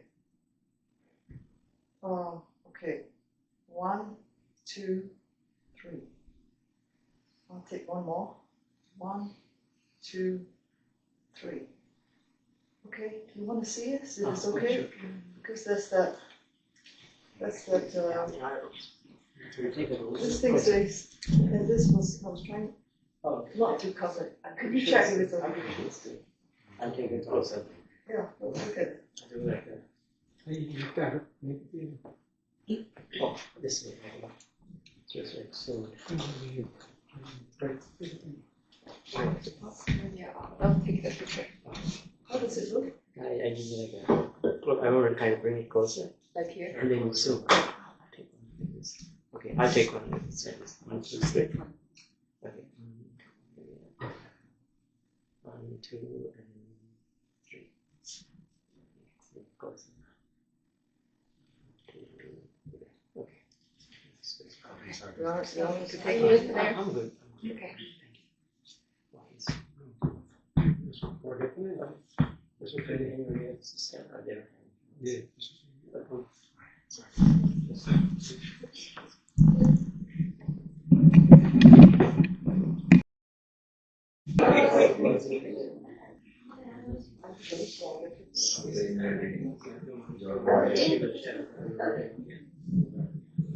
So, have a beautiful night here. It will be my health, otherwise I would like to use this space more. That is a little walk, and the first nights also when I stayed, it was cold there, and then I had the flame thing, the heaviness of this in the beginning, but I felt that nice and pure atmosphere. So useful for this. But now only I'm having those issues, but anyway, it's a wonderful even one night here, the National Park, and also really unique thing, contemplating, awakening, path to enlightenment, even in this part of the world. It is very unique, I think. And I hope those mates that the Buddha is infinite compassion to all human beings, though he was only in one area, so with the Sangha, Ali Mahasangha, that those days, even Arahants in India, it ought to go in a single way, don't to go together, so that, the Devas and Manushyas will benefit. So, not easy. That's why I'm not an Arahant, but I was at least waiting for nature's calling, some sign to do this. So this was one occasion 2 years back. So see, the sign is there to do. So I'm doing it. That gives me consolation, because of the modern time and period, I think it's my duty to do at least something I'm personally sure of the path. Please share it to some others too who are capable to get liberated. I've been always having that compassion, wishing that once a statement also, some people remind me when the ashram or Dhara in Sri Lanka was open, and when first programs, you see it's happening, but you always said, I don't want Nibbana which others cannot experience. It's like a kind of a compassionate wish. So I'm so happy now, whatever I'm tasted, something that people I'm showing the way at least how to taste it. So, but I'm sure you will see a big difference. If you have stayed, I know people, they don't want to remove their clothes they were wearing when they went back home. Because it was like an entire kind of, you can see a big difference, the home, the energy and this thing, and then who have been, it's very much experience if you have just been here only. Even something you have been, because it already have lifted you to a higher plane of thinking, contemplation, and consciousness, awareness. So it will be like a seed, it will repeat. Just that you have happened to come and get that is good enough. Like I told you here, you come, you definitely get that injection of favoring, and you'll be drawn to that. So it might not come because karmas will come to do. But definitely that memory will drive you one day in this life or another life. It will propel you towards this. So all this good karma you have accumulated all these days of your parents, your relations, and hardly there's a being who has not been your relation, according to the Buddha. That's why from the lowest to the highest, all the divine beings and other beings were suffering too. And all human beings get a share of this good karma to go on this path as long as Buddha's teachings and dispensation is there, that they will get encouragement to get freedom and peace in their mind. And fearlessness from the samsaric suffering and fear, especially when you're coming to a helpless stage of death. That's that samsaric fear of death, fear of this will people have to face it, uncertainty, and these things will diminish so much when this master, fearless master, and the greatest compassionate being who walked on this planet, when you have touched his wisdom, and this will be the greatest blessings you will get from this connection. So I wish you good luck and protection for you to continue on this path, and may the Devatas give our protection, the Buddha, Dhamma, Sangha, and all they were divine noble beings in the four directions, Sakka, King of Gods, and Sampati Brahmadinaraj, and divinely kings who are protecting, Deva kings, Brahma kings, great gods, all protecting this noble teaching, this human planet, for until the Sasana, for it to flourish out of compassion to humanity. May they all receive this good karma, seen and unseen. Beings who are perfect in practicing, may they also get these merits and use all their force to protect it, give it to the people more and more, and the lowest to the highest, and they were saying, these are all the protective devatas, Gandharva, Bhairava, Naga, Nagin, Shiva, Munivaru, Siddharla, all those noble beings who support these teachings and practice. May they receive this karma. And all in this country, all the people who are living here, other nationalities, even who can't take part and who are human beings, all like one family, even other countries, all human beings in this period, may they feel the mighty force of the Arahant, the symbol of the Arahant, the Arahant Praja. May those beings give a solace of it very soon, and also witness the sacred feet, holy feet of those noble beings traversing this planet, giving blessings to humanity and Devas and Brahmas, out of us to highest peace.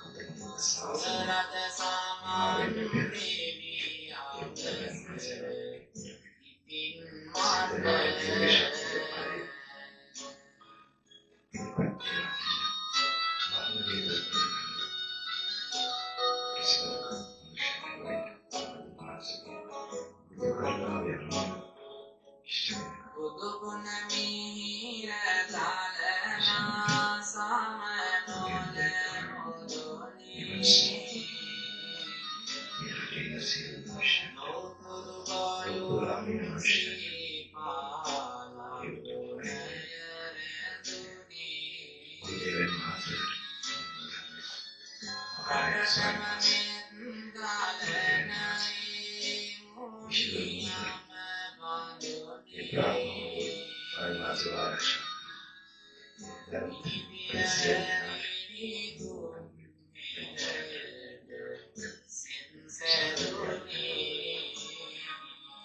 Avada Mahasela Pratipatti Puja Siddhane Vividya Sadhu Alama Vishtave Nisasane Arshakari Satyakari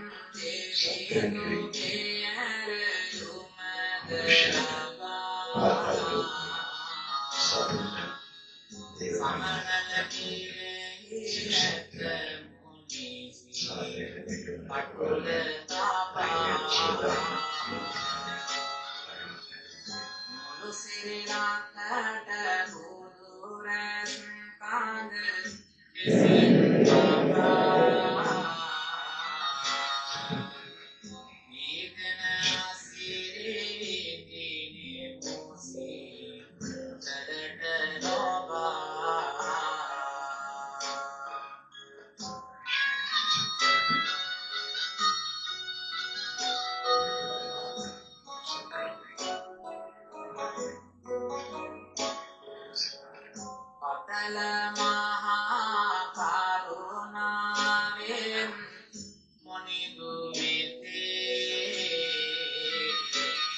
Asagi Sri Sambuddha Chakra